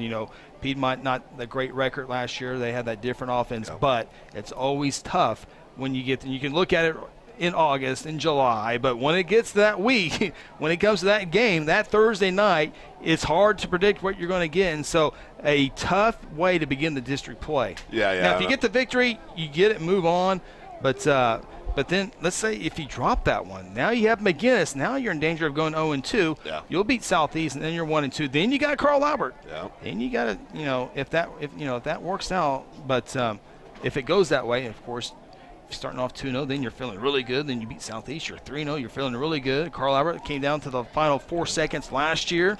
And then you're going to be favored against Lawton Ike, and you're going to be favored against Shawnee. So if you can stay healthy in the first couple weeks and get victories, it really sets up your district schedule. Well, it does, and I tell you, there's not a game, and this is what I always like to look at. Is there a game on the schedule that we absolutely can't win? And there's not. Right. Correct. I mean, that's the first thing for me always. Is there any team on here that we just know athletically, talent-wise, we just don't have the horses to keep up with them? Yeah. There's not one team on our schedule that's true about. So I think the Blue Jays have an outstanding opportunity to obviously going to have a great year. Of course, knock on wood, injuries are always critical. But if we stay healthy, I tell you, this could be a fun year for the Blue Jays. Of course, that great overtime win against the Irish last year. Just an unbelievable football game. Michael Taffy stopped inside the 3 to end the ball game. By Herzl on the defensive end. Got that great push up front. Yeah. I'm telling you, that was a fabulous. Assist goes to new head baseball coach Terry Bennett. He saw something on the sideline and he relayed. Little tell. Sold out to stop Taffy. Now, if they boot, he runs the mall home. Oh, yeah.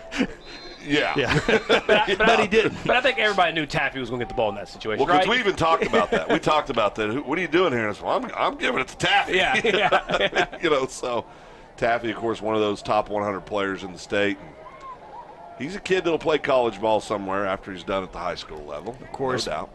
Just talking about McGinnis, River Warren, the quarterback, comes back. I think he was a sophomore last year, a junior this year. And Bishop McGinnis, we always talking about Taffy, the Millwood transfer. Of course, the Piedmont transfer was Dominic Richardson, now at Oklahoma State. This year, they have a Westmore transfer as one of the leading tacklers in 6A1 football. I think he plays both sides. So you always, when you look at McGinnis, you got to look who transfers in there, and they got a good one. And I don't know his name right now. I just remember him as the Westmore transfer. Don't they have a couple Millwood kids that are transferring in also? That I don't know. Yeah. I know there was a couple. I saw the Westmore transfer. I was like, oh, boy, that's a good one. So how do we get in these transfers? Well, Guthrie's offense on the field taking on Putnam City West. A first look at Willis Alexander's Patriots. They'll go toss Isaiah, and good run there by Isaiah, over 15, maybe 20 yards on that carry there. Good camera shot by Kel Evans.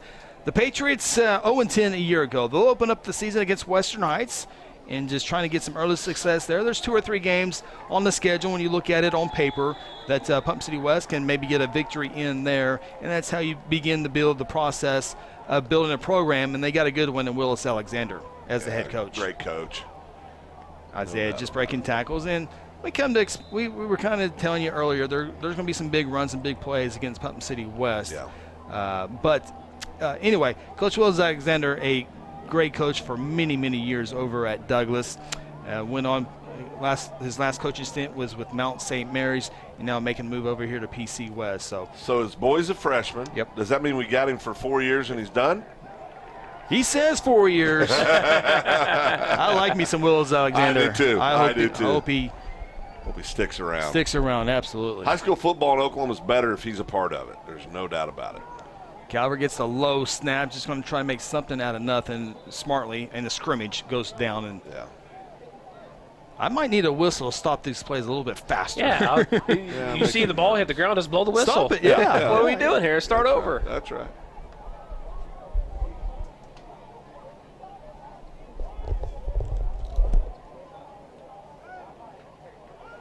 Now, Chris, I know it's early, but, a few years back, we made some predictions early in the year, and I like to think I was the reason why somebody other than Jinx and Union won a state title.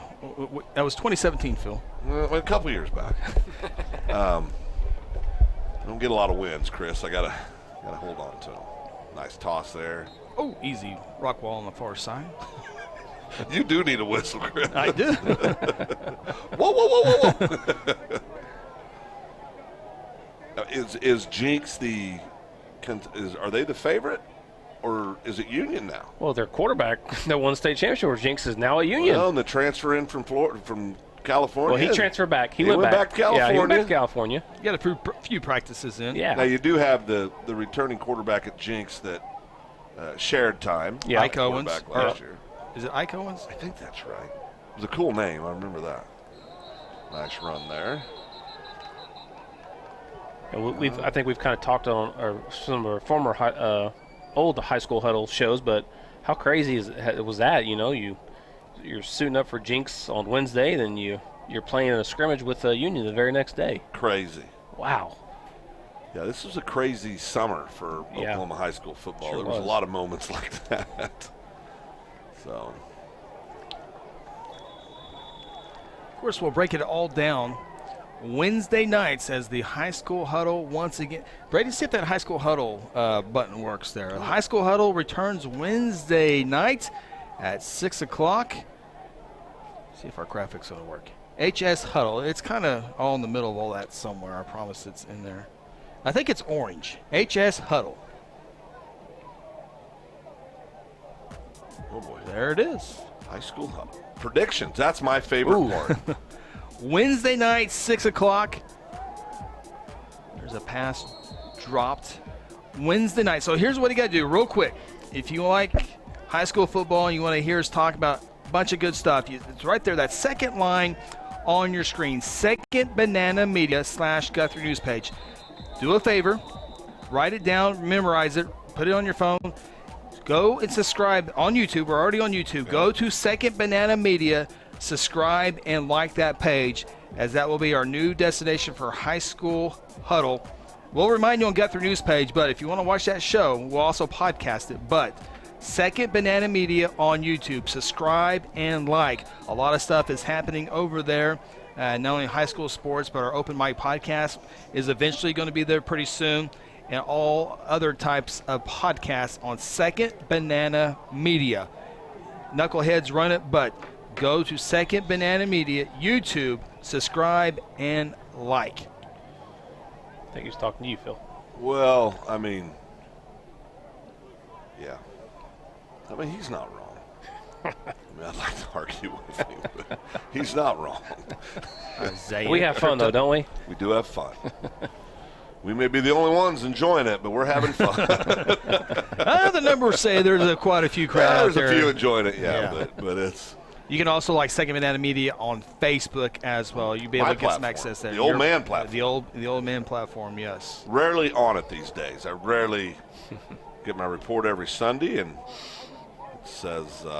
Let me see your phone, Phil. Well, I mean, I don't. It's broke. No, we can break it down percentage-wise. I'd be interested on that Okay. one. How Balls do you loose. do that?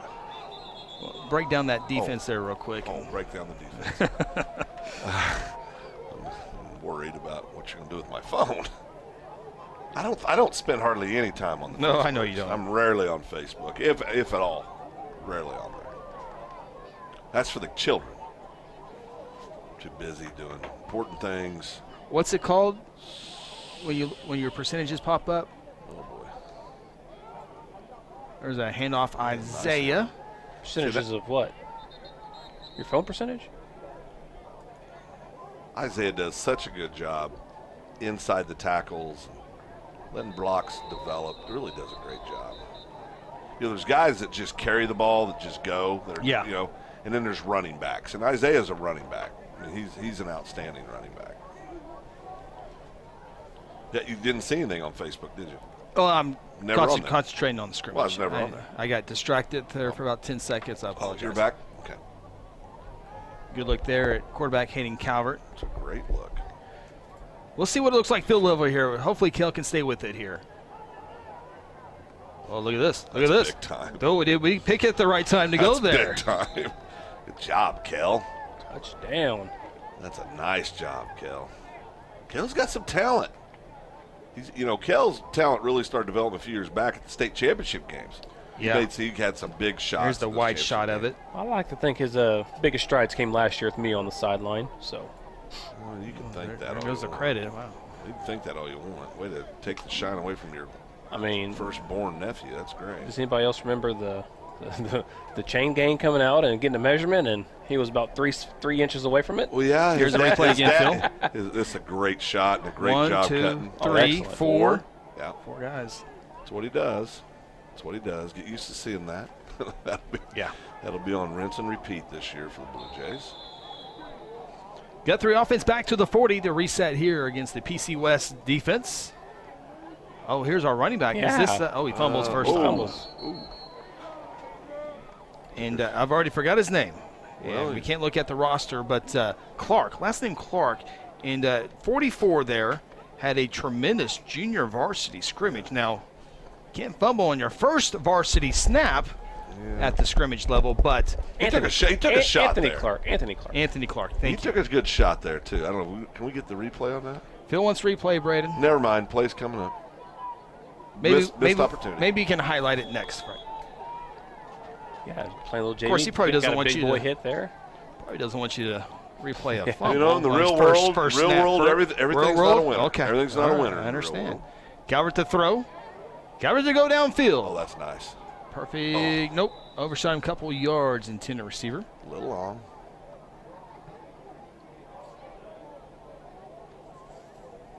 About 50 yards, 55 yards in the air. Showing a little arm strength there. Good job on Calvert.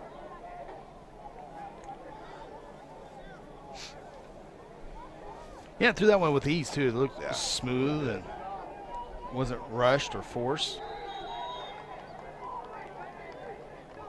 Oh, another good shot there, young man. Come on, give it to 44. Let him redeem. No snap. Oh, boy, we're kicking it around everywhere. There you go. Nice job.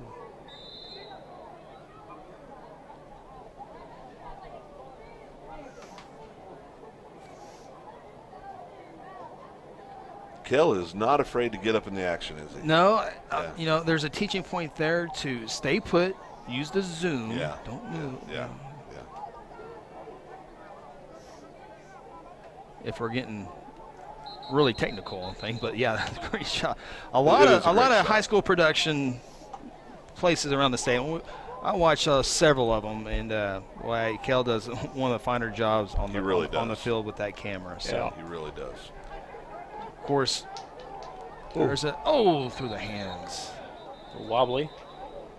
Still should have been caught. No doubt. If there's one thing that's been a little messy tonight, Drops. you had a lot of drops Yep. tonight, and that now it's a scrimmage. Yep. That's part of it. That's But- when you learn, right? Yeah. But that's been the one thing I think that stood out. We've had 4 to 5 drops tonight. But the protection, been good overall. has Yeah. been good overall. Yeah, how we know that's been a good because we haven't really talked about it a whole lot. If we weren't able to get plays off it or passes off, we would be talking about it more. But they're doing a good job so far. This offensive line, brand new offensive line. And there's our 44. There he is. Very redeemable. There he Look is. at him. Look I mean, at him. he just runs. I like him. Not to jinx it, but remember, you got a new center. Every snap's been good. I like him. Let's see what we got here. Okay, there you go, little buddy. Now, this was a replay. I think Yeah. we'll see what it looked like field level here. Little contact. Right. Oh, right there. Nope. Yeah. Well, yep. No, good job. He's going to be a good little player for us. There we are in the press box. Oh. Say hello. Miss it.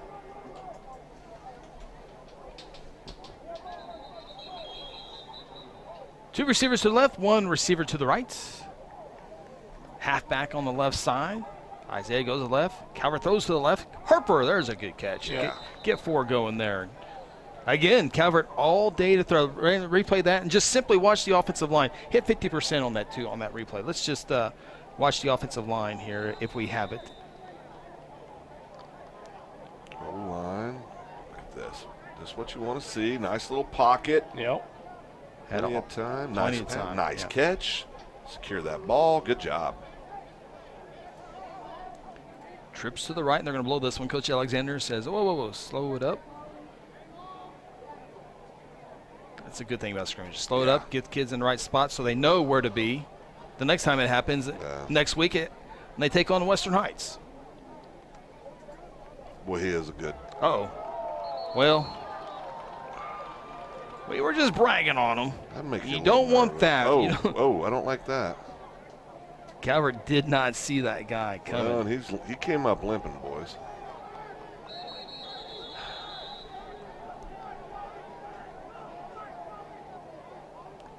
Okay, he's not allowed to call timeout and get his guys in position again no more.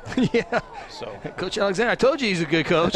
Stand right here and you'll get right to him, and he sure did.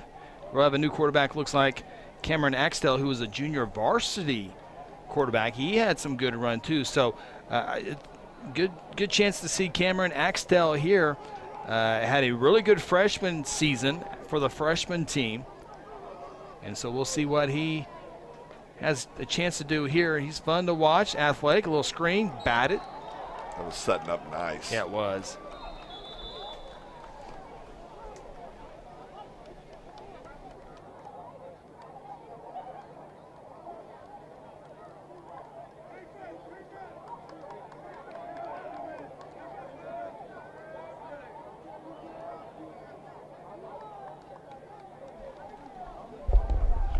Axtell, Blue Jay quarterback. Great athlete. Yep. Expect to maybe play some defense as well this year. 3 receivers, 2 to the left, 1 to the right. Halfback on the right side. Isaiah on the left side. Now they'll move to the left side. Of course, it's always safe to give it to 81. And he can get you 12 yards just like that. It increases your odds of success.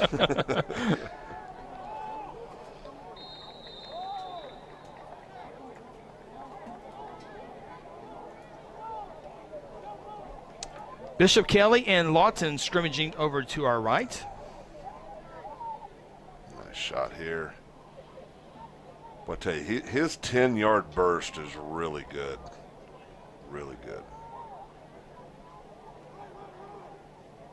Good shot. I think he's got enough work for the evening. Though. I was thinking the same thing. Yeah, I think it's time to. It entered my mind about 30 minutes ago. Yeah, let's just pull. Let's give 44 some more touches. Are we going to play again? I mean, are we going to have another round, or is yeah, this there's a kind of like a game setting, I do believe, on that next part there.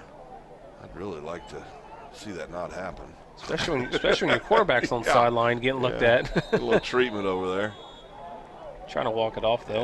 Yeah, lower left leg. He'll be fine. Yeah, he'll be fine. There he goes. Speaking of fine. Man, he's fun to watch. Isaiah, there's a late flag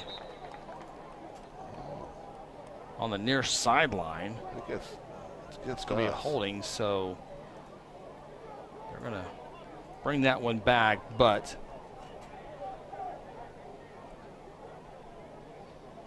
it's going to be holding on Wilder there. That's on the replay. I don't know. I didn't see it. That's what they called it on, right there. One more time, Braden. Hit that replay button. Number 15 on the bottom of your screen. You're an official. You make the call. Yeah. I hate it when they're right. Yeah. They usually are. Most of the Well, time. we don't have to go all there, all in. Yeah. I mean, but you're right. They usually. I mean, I'm so close to the action, and I have my contacts in. Well, he knows a lot of guys. Oh, they want to see it. Hit the replay one more time, Braden. Show it one more time.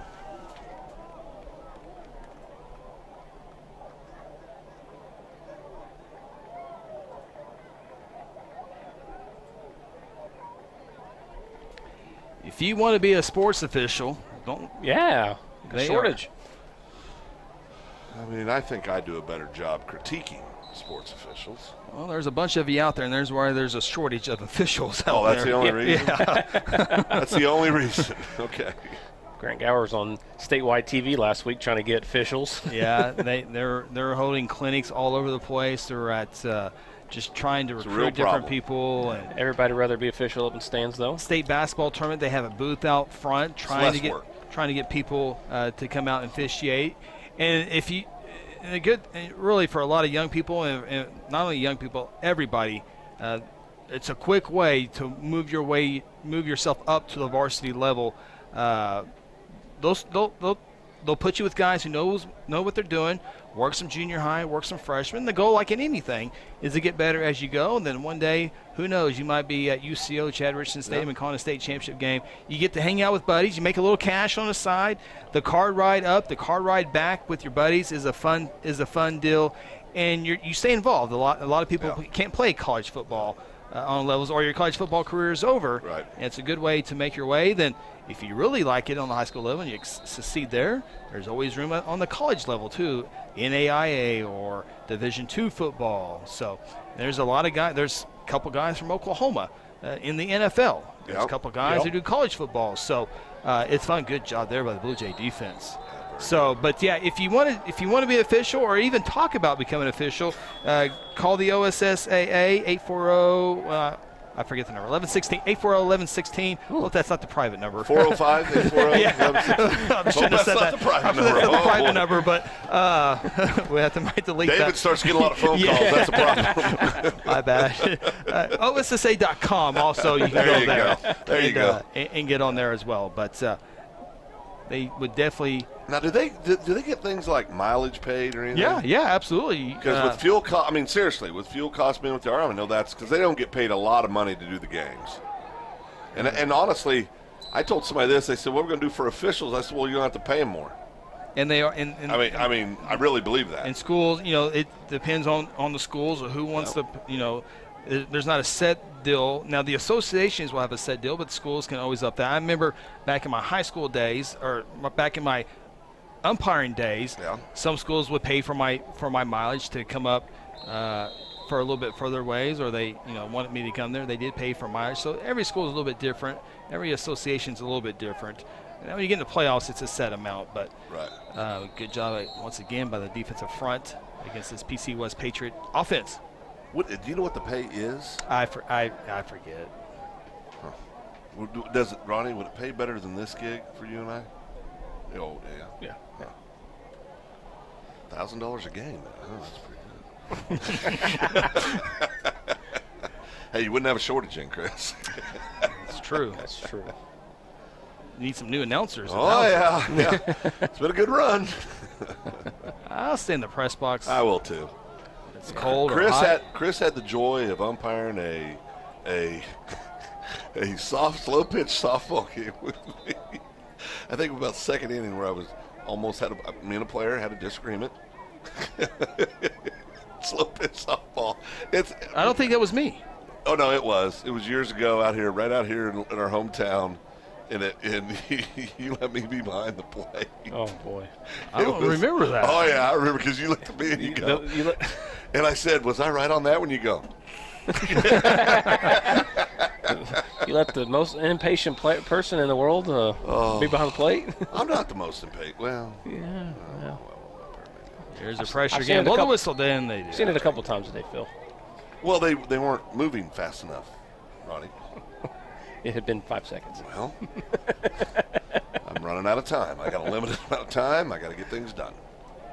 Some new faces on defense coming in and out, as we've seen the last couple of series. Some different looks on the varsity. Just great to be back, ain't it, though? Yeah. It's fun. My goodness. Ronnie and I were talking, though. It goes so fast. Mm-hmm. I mean. I can already see it because I do it all the time. We're just, in 3 hours, man, high school football season is already halfway done. Yep. Yeah, I know. It's stupid. It does go by quick. UCO calling state championship games before you know it as well. Yep. University of Central Oklahoma, first week of December, first 2 weeks, actually. A couple of years, there's going to be three new classes, three more state champions. Yep. Oh, yeah, I forgot about that. We'll have 3A1, 3A2, 2A1, 2A2, and B1, B2. Do you like that? If there's enough officials. Well, that's the problem, Enough officials that's and enough. issue, and the other issue that they run into without 3 extra classes right now is schools wanting to host neutral games. That's the other deal. So all these schools want to have these 3 extra classes, which is fine. You better have 6, 7, 8 schools that want to host those games on a neutral field. Is the biggest problem, though, officiating? I mean, that's tougher. Officials, That's tougher to solve, I think. Of course, it's the playoffs, so everybody wants to call a playoff game. So that should help if there's a location willing to take that on. Yeah. And there will be, but it'll be a lot of work. Could be a lot of work to get to that. Because as we all know, it takes a lot to put on a game here. It does. Your press box personnel, your game on-field personnel, Your broadcast. Security. Broadcast. I mean, it took me 3 hours to set up today. What? We were here at 9:30 this morning trying to set up, weren't we? I tell you. Calling everybody we know to come in here, fix the AC, Never ends. get it ready for game day next week. or on the road next week, but we got a few games we got to Yeah. worry about here in a couple weeks. Talked with the Ponca City play-by-play today, Jordan. Oh, Our friend Jordan. Got their defense, gets in the backfield, whistles blow to stop the play to prevent the quarterback. soon they got a nice press box there in Ponca City. Yes. So we're going to be very well taken care of. Yeah, newly built, 2-3 years I ago? think that's right. Got a hospitality room. Of course, we haven't played Ponca in the last It's been a while. Coach Harmon over 2 or there. 3 years. Coach Harmon is still there. Ponca City's had a couple guys move out at Yeah. the skill position. That will something that they weren't hoping to happen, but it did happen. So that's one negative for Ponca City going into it. But High school football right last now. time Guthrie went to Ponca City was a loss. It was. It was the weather halted the games. Oh, that's right. That's I forgot about last that. time we were talking, Guthrie was trailing on Yeah. the scoreboard. Yeah, you're Coach right. Harmon, he's won some state championships in his previous stint before going to Ponca City, and I think we'll have his son at quarterback. I do believe. I haven't done my complete homework yet, but Coach Harmon's son, I think, is having to move from the defense side to the offensive side. We'll have all that figured out by the time we get there next week. But Ponca City, we're talking about average daily membership.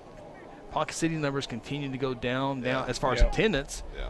And wouldn't it be weird to see Ponca City in 5A? I think if you're Ponca City, of course you want your town to grow and your numbers to stay steady, but Yeah, it would be interesting one day if Ponca City were ever to find their way, and we're talking a decade from now, but down to 5A numbers one day. I think it could definitely happen at some point. Yeah. I mean, of course, hard hit with major employer there several years ago, leaving Yeah. town. I don't think they've ever really been able to get back. I mean, and geographically, they're in a tough spot Yeah. too. Yeah. I mean, it's just Not a whole lot tough. around there. Just tough. Our facilities, wouldn't mind them in 5A. Wouldn't mind going there every now and Yeah. then, right? I spent good parts of all of my teenage summers in Ponca City. Have family live there. K County? K County. Home of Head Country, Yeah. Yep. barbecue. So, Vibe and Head Country. Those would be good if they pay. Cousin Jamie taught me a lot. A year older. Yeah. Good summers in K County. Nickel defense and Sure. Yeah. Spent a lot of time at Call Lake up in K County. A lot of fun up there. a reminder, no radio this year, no 93.7. We'll be doing TV streaming. It'll be different. You'll probably get used to it a little bit and not having to go 2 men to the right, 1 man to the back, offset I formation for the page. Don't have to do that as much. If I remember to do that, but Moving into the new era of yep. of the world that we're living in, right?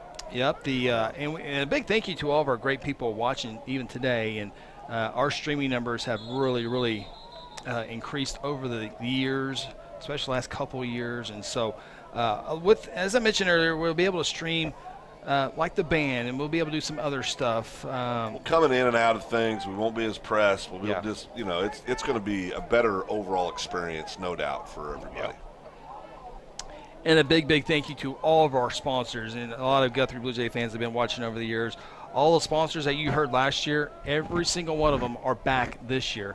And we picked up a couple new ones as well. Yeah. We'll talk about that on the broadcast next week. So this town continues to support these athletes and allow us to go on the road and at home to bring you these games, because a lot of times people just can't travel, or I know we have some Walter family members watching in Kentucky. Yep. And let us know in the chat where you're watching from. We'll be glad to know where you're watching and all that good stuff. So,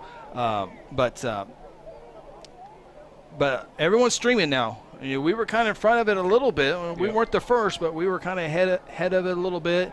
And now I think almost every school has a streaming. If not, they have the opportunity to stream somewhere now. You got a lot of schools, they're really focusing in on their in-house streaming as is. A lot of the 6A schools have told TV productions that have been in the state, say no thank you, we're going to work on our brand here. So again, streaming is where it's at, and Chris was one of the first guys in the state to start bringing you this kind of stuff, so it's been a good deal.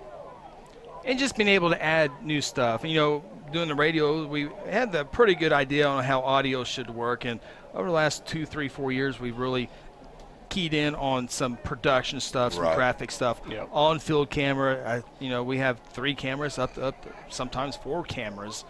The ability to bring replay was huge, and to Big slow it deal. down and look at that holding play like we did a few times. And there's a lot of stuff we can get better on. But Next level stuff that replay was. Yeah, it really was. Meanwhile, the Blue Jays are doing really, really good on defense, if you haven't noticed. Yeah, Pump City West, again, nice little shuffle play here, trying to get the outside. And Good job there. great job. Stepped out of bounds, came back in. Seeing some different players out there, getting Yep. some different looks. I tell you, the kid that's really physically on defense, there's 2 of them really stood out to me tonight. Nico Pena, he has really put on some size. Mm-hmm. I mean, he's a very active kid last year, and he got in the end zone once early in the year, had probably, 30, 40 tackles on the year. And Only did a nice- sophomore a year ago to only play. sophomore played, defensively. did a great job. But he's going to be one to watch this year, no doubt. And then, of course, Landon has really put on some size. Herzl. Yeah. I mean, he's probably up, 15, 20 pounds from last year, I'd guess. You also got to throw in Josh Farnell. Yeah. Josh Farnell.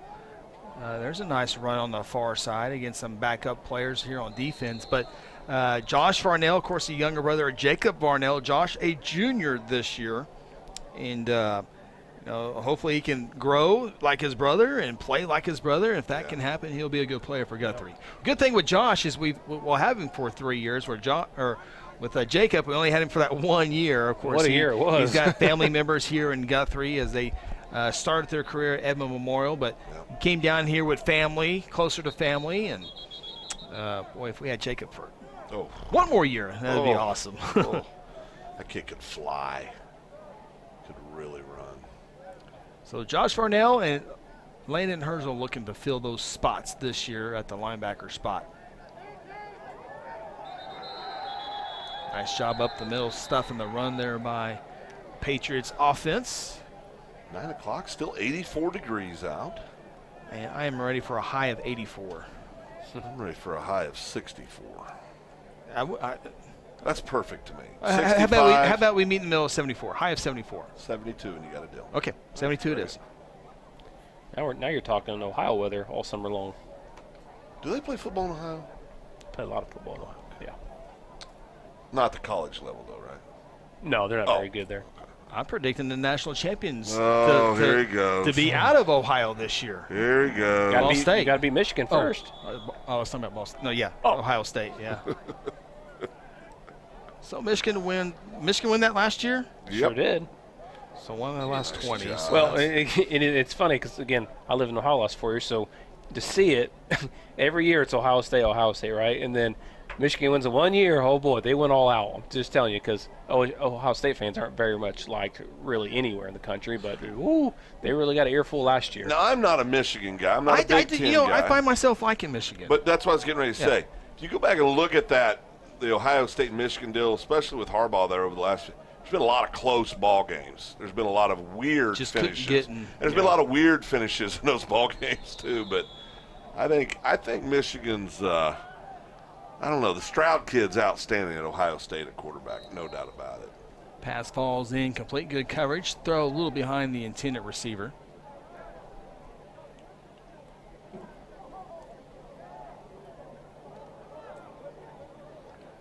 I don't know if I'm saying Ohio State because I once, you know what? Really, Alabama doesn't bother me. It's just either. because you don't want to say Alabama. So everybody says Alabama. It would be, if they won it, it wouldn't be a big deal, but it would be nice to see somebody else. But if it's Ohio State, Alabama, and whoever wins, that's no big deal there for me. As it looks like the Guthrie PC West portion of the scrimmage has concluded. Bishop Kelley and Lawton has a few plays left, maybe one play left. We'll see over there. Then look at Phil's production notes here. Put a lot of time on that. I know you did. That's why you don't mind reading your work? It's okay. Okay. Not copyrighted yet.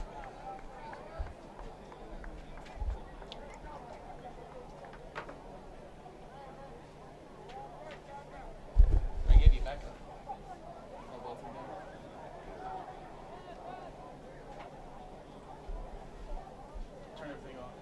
Get a little break here in the action. Yeah, it looks like they are going to split everything up and get ready for Game-like situations, right? yeah. So we're going to have 2 teams on the field, I would assume. I think that's right. So we're going to take a quick water drink here, and then not take a break. What's our great camera crew and production crew? What did they call that earlier? Oh, We're not on term. we're not on a break, but we're on a.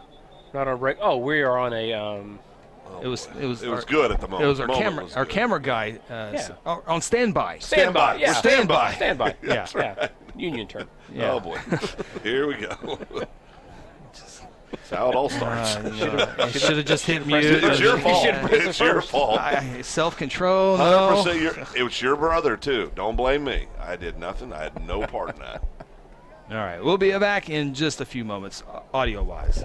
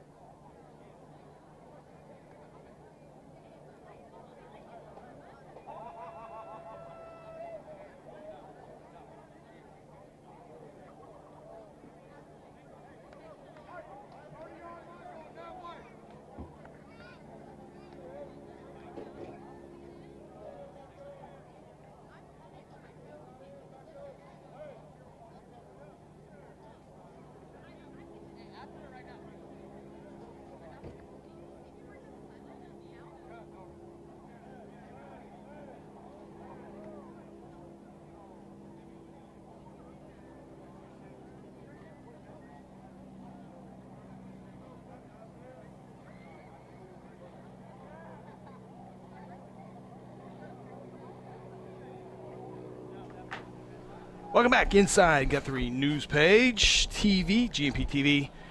Set for the final 12 minutes of game time tonight in our four-way scrimmage. It'll be Putnam City West and the Guthrie Bluejays. Looks like the PC West offense will get first crack. Guthrie defense on the field. Just got done watching Bishop Kelley and Lawton finish their portion of the scrimmage. They are getting their last instructions from their coach. Got some burgers waiting on them. Appreciate Bishop Kelley and Lawton coming down here once again. Guthrie right in the center of those two places. So Guthrie always a great host. Takes care of all the student athletes after the game. And appreciate Bishop Kelley and Lawton always wanting to come to Guthrie, where we don't have to travel and all that good stuff. And of course, inside Jelsma Stadium, and it doesn't get any better than that. So once again, we appreciate all those schools coming down and competing and having some time as we get ready for the week 0 game next week. Guthrie at Ponca City. As Putnam City West has their first pass completed on this play here. 12 minutes on the clock, and they will play it. If they have to punt, they will punt. They will blow it dead after the punt. No return, no rushing, anything like that. So I think, again, the big thing tonight for the Blue Jays is just getting some people some reps against opponents other than their friends. You know, it's close to game, as close to a game situation as you're going to get right here for these kids for the year kicks off. Again, Putnam City West did not win a game a year ago. It's a little pistol formation here, and Jays are getting in the backfield and will grab the tackle. It'll be 4th down for Putnam City West. But, again, Putnam City West did not win a game a year ago. They'll be favorites in their game against Western Heights next week. But Coach Willis Alexander, we've talked about it a couple times here already, now the head coach at Putnam City West. That's the good start. You want a coach to begin everything, and they got a great head coach. And it'll take some time to rebuild, and that's what PC West will try to do here in the next couple of seasons. He'll do it right. Yeah. He'll do it right. As you talked about earlier, great guy. Every once in a while you see him up in Guthrie. Yeah. Grabbing breakfast, hanging out. Great guy. A lot of people, I think, knew Coach Alexander Guthrie. I believe he attended Langston University, and so he was able to meet some Guthrie people during his time at Langston, I do believe there. So PC West, 9:43 and counting here in the final portion of the scrimmage and punt formation. Guthrie will send 2 men back. I think Guthrie probably will field it because you want to practice fielding the punt, but there will not be any return there, and Guthrie will not rush. And actually, he's just going to throw it. That's a good throw. Is that interception if you catch it? Over the head of Harper. Can you do that in a real game? Can you just throw it, or do you have to punt it? That's incomplete. Oh, it's an incomplete pass. That's an incomplete pass, okay. so the ball goes back there, right? I was going to say, that'd be a good. What the daylight's just happened? So it should be Guthrie football over here, right? This has been a rough week. I wonder why he didn't punt the ball. You got to practice punt. Do they not have a punter? Maybe he didn't make the trip. You know What's how that kickers, high school team? He said, I could have swore you said 8, Coach. Just sitting up there waiting in the parking lot. Where is everybody? That kind of threw everybody off, didn't it? Yeah, better than a punt. That's right. That was a heck of a throw. Well, it's incomplete. We should get the ball right up there. Yeah. So here comes the Blue Jay offense. I'll hand it off to the Isaiah Hammonds in here, senior campaign, over 1,600 rushing yards a year ago, one of the top running backs, not only 5A, but in the state of Oklahoma. It's going to be fun watching him once again this year. And, boy, when the bigger the game it was a year ago, he showed up. He showed up. And McGinnis, Carl Albert, McAllister. I mean, literally, you know, there's guys that are front runners that do great against lesser competition. Isaiah is the exact opposite. Yeah. He shows up in the big ball game. Has great games in every game, but man, he did a wonderful job last year. Here's Calvert on the run, and we saw Calvert come out a little bit, as we said at the time. He'll be back in there. Got injured a little bit, got back in here, run the ball. Get a little ice, walk it off, throw some dirt on her.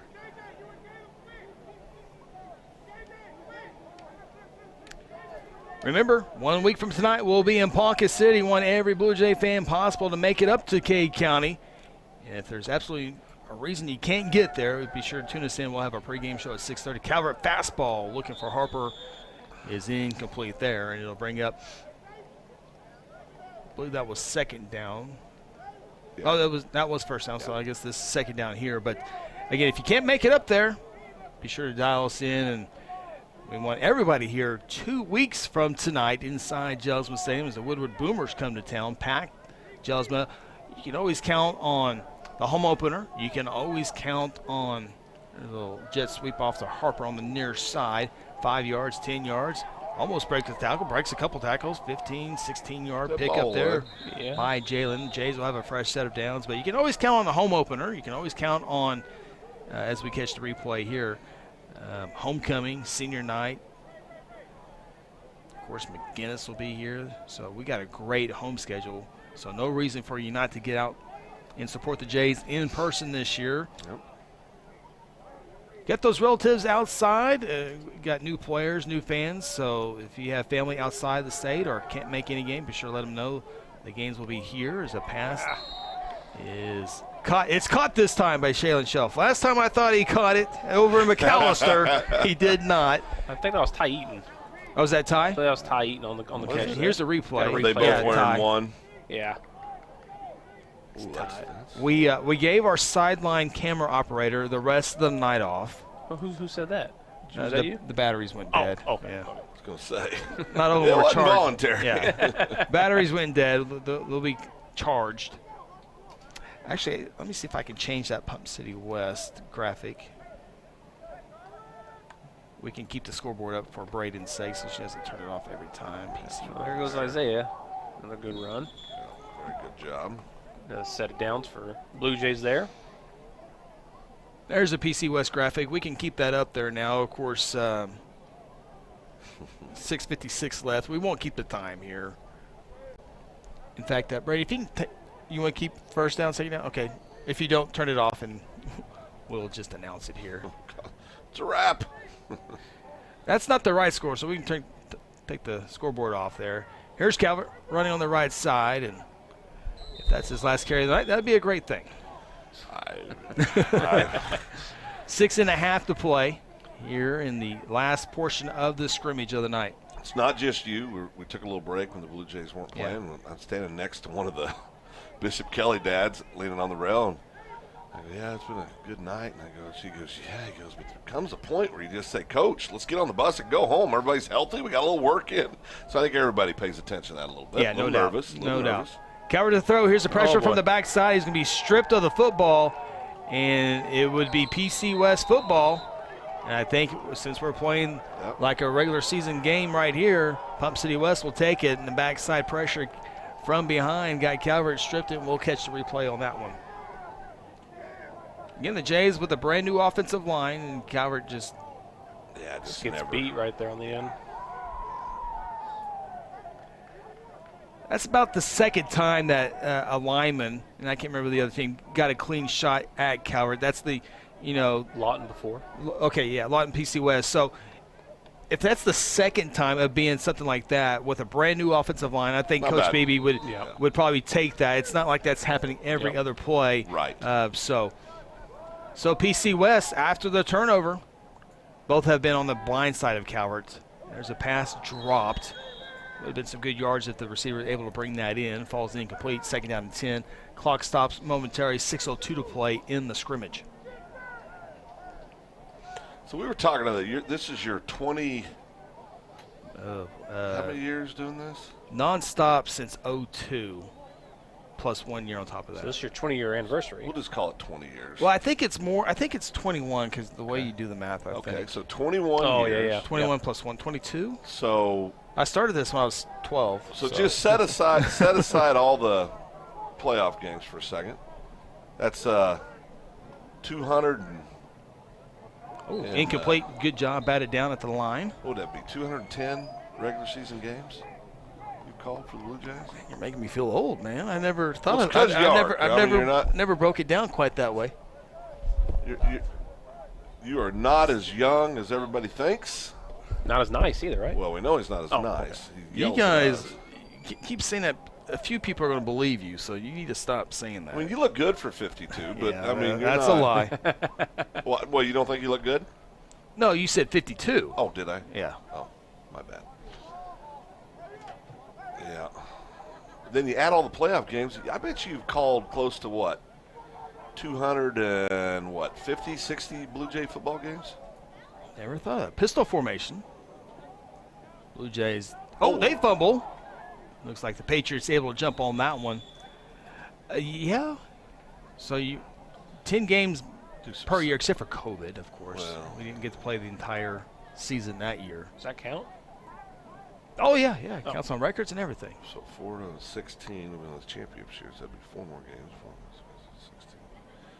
Am I at 250 yet? You're right Close. at it. Right You're at right at 250. it. Yeah, you're right at it. That's not bad. It's not bad at all. You've probably called more Blue Jay football games than anybody in the history of Blue Jay football, I would say.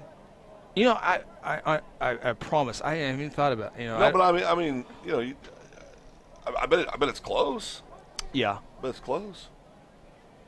I didn't say you called them well. Well, no, of course not. Right, Yeah. right. But just, you Voiced, show I it. voiced it. Yes. Yeah. Yes. Pump City West going to have to force a punt here on 4th down. And Is he going to punt it is or he is he gonna, going to throw it? maybe he's going to throw it here. If you don't mind, can you throw it a little bit higher so we can work on fielding the throw or punt? Maybe PC West isn't planning on punting this year. I say punt the ball so we can at least work on fielding it. I know we do it in practice, but Or at least have a quarterback that doesn't throw it 20 yards over the kids' heads. that was a good arm. That was a good arm. Just throw it higher so we can work on it. Maybe they coached him up Oh, on he's that. throwing it. He's throwing it. Oh, no, he's trying Pick to it. get. Oh, yeah, there we go. There we go. Will not return it and got through. I have it at the 5, 10, 15, 20, 25-yard line. 1st and 10 after the turnover. So Pump City West has had the football twice. They've had to punt/throw. Guthrie with the turnover. So see if the Jays can get something going here offensively on this drive here. Again, Pump City West going to struggle for wins this year. So you would think Guthrie, offensive players on the side, let's go down and score. Let's put it together. Yeah. Did well against them earlier in the day. Yeah. So I don't see any reason why they shouldn't be able to go down and score again. 3 receiver set, halfback in there, Isaiah in there. Calvert to throw, caught. Nice way to shed a tackle and get some positive yards on that far side. Ty Eaton. I'm trying to work on not doing radio play-by-play. Again, this is the first time. I noticed that just now. You caught yourself, yeah. Trying to work on it here a little bit, Yeah, no. which I think will be great to have more conversation, more dialogue. I just had a reality. Oh, boy.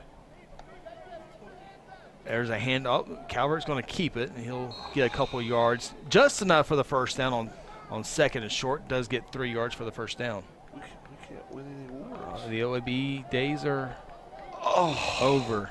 We had a good run. Yeah.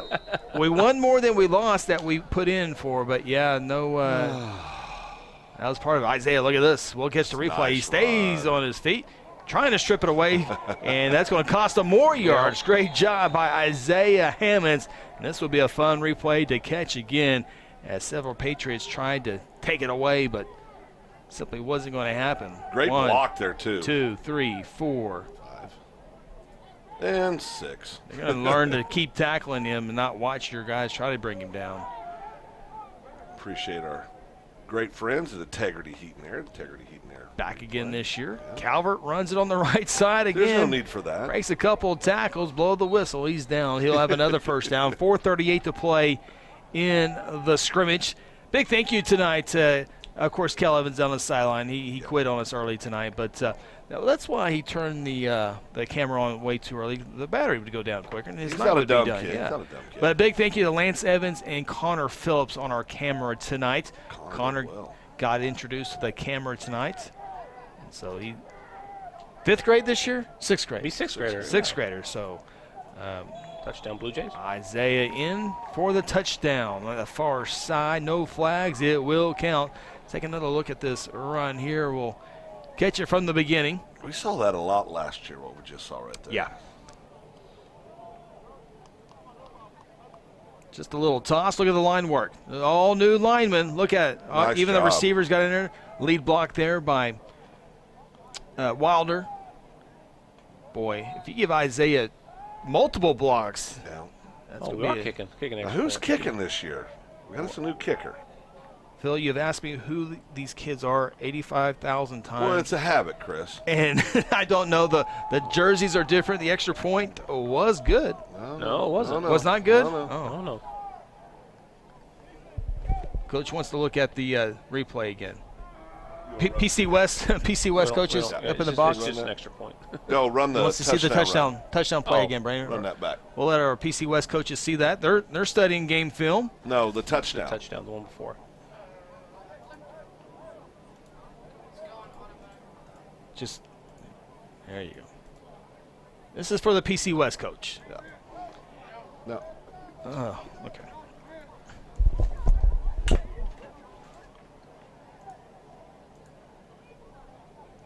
This looks like it right here. Yeah. We'll get to the game here in just a second. PC West coaches in the booth wanting to take a look at the touchdown run and see what they can work on. We just made somebody's night not very pleasant on the. He's got a kid. Hey, camera one. He's got a kid some up downs. That's what happened. Camera one, Braden. 4 minutes left.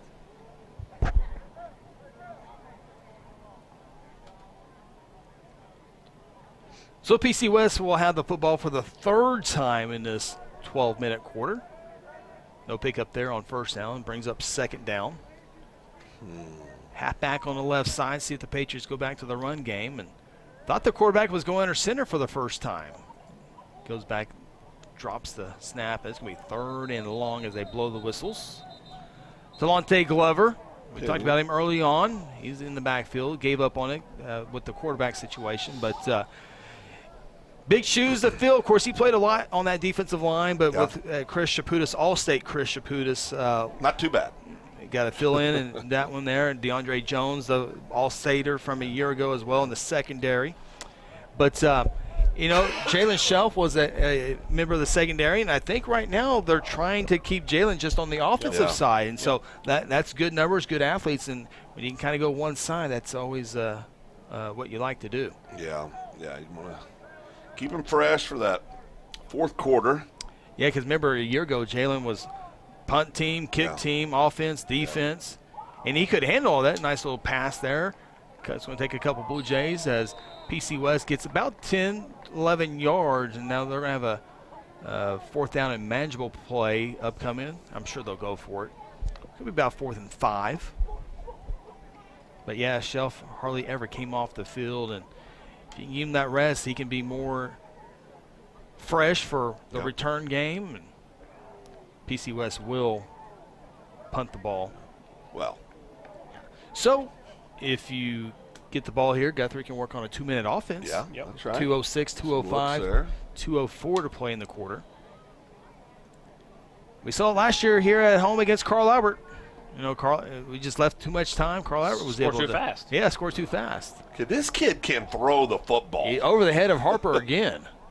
And so Guthrie will have it at the 6-yard line. He just threw that ball back Like a 60-yard throw. And PC West got athletes, We've seen them tonight. Yeah. So a minute 50. Perfect way to end the night on a 2-minute offensive deal. Yeah. The ball's at the 10, so we got to go 90 yards. Got to go 90 yards to win a football game. We were in that scenario a few times last year. Yep. I think they're going to move it up to the 20. Well, that was a fun year last year. Yeah, 10-win season. Big-time games, Carl Albert, big-time game, McGinnis, McAllister. Yeah, 3 big games. Calvert tosses. This went for a home run last time on the left side. They try the right side this time, and, boy, that makes a 20-yard run boring after Isaiah ran for a touchdown earlier. But good run up there to about the 40-yard line, so about a 20-yard run for Isaiah.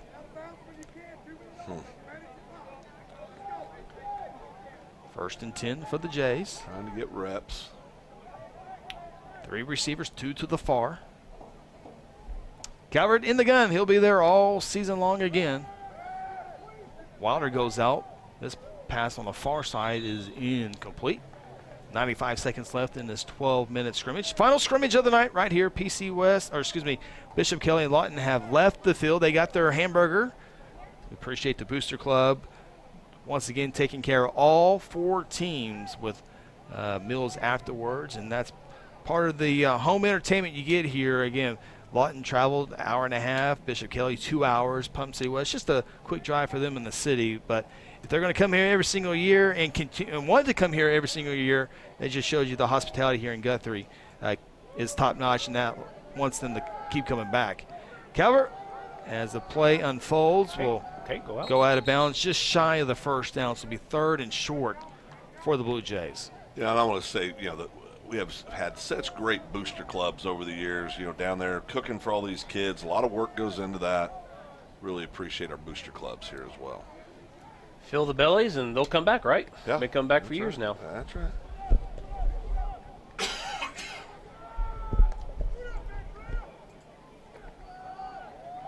Nice run.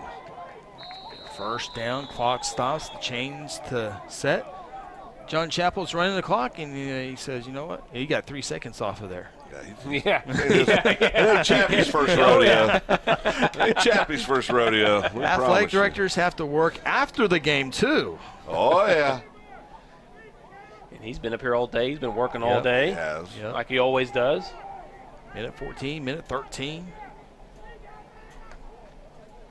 1st and 10, whistles blow. Flag on the far side. It was a good pass. It was.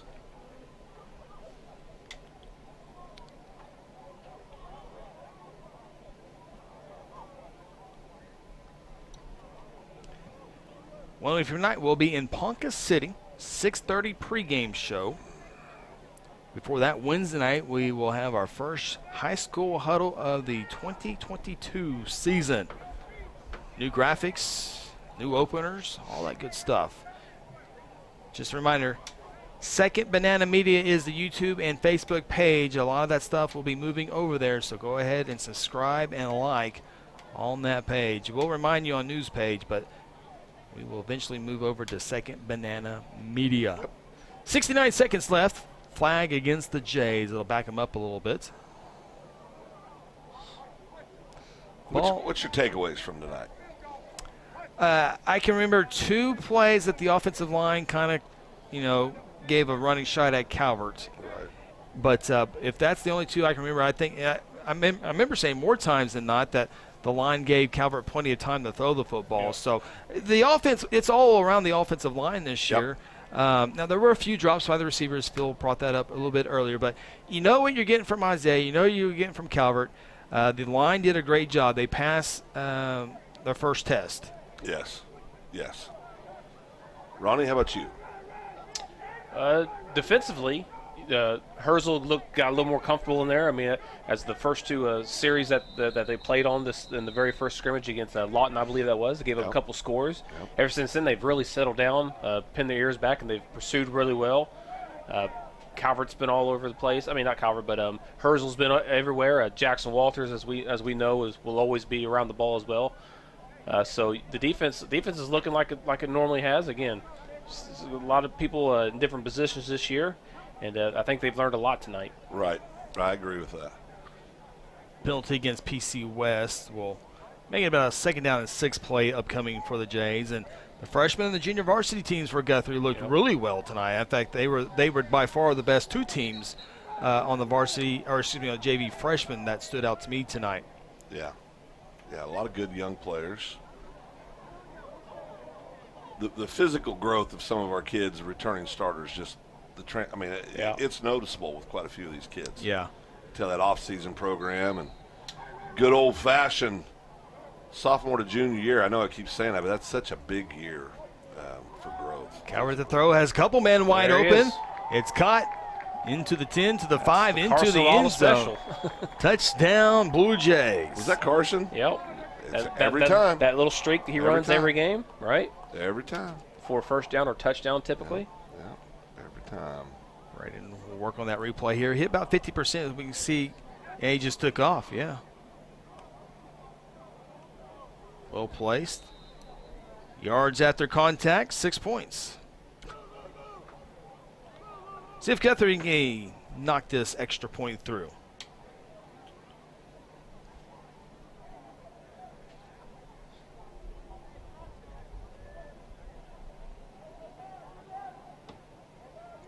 Nope.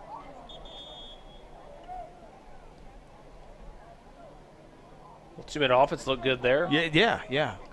Scored in less than a minute. I believe it was like 1:58. I believe that when was we started. somewhere in that Somewhere in that area. Yeah. Minute two left. What's that? What's 158? What? Oh, on the clock. Yeah, 2-minute offense was good. Yep.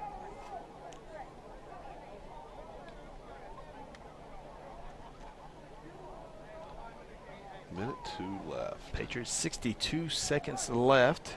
I think that's kind of what we did to Carl Albert last year. Gave him a little too much time. Yeah. Just heartbreaking. Great 2-minute offense. Oh, wait, crap.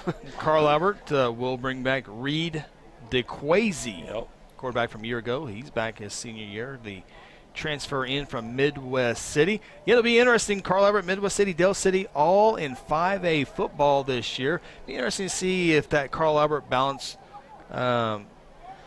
comes down a little bit with those two teams coming down, at least for the next 2 years anyway. Yeah. Carl Albert will still be Carl Albert. There's no doubt about that.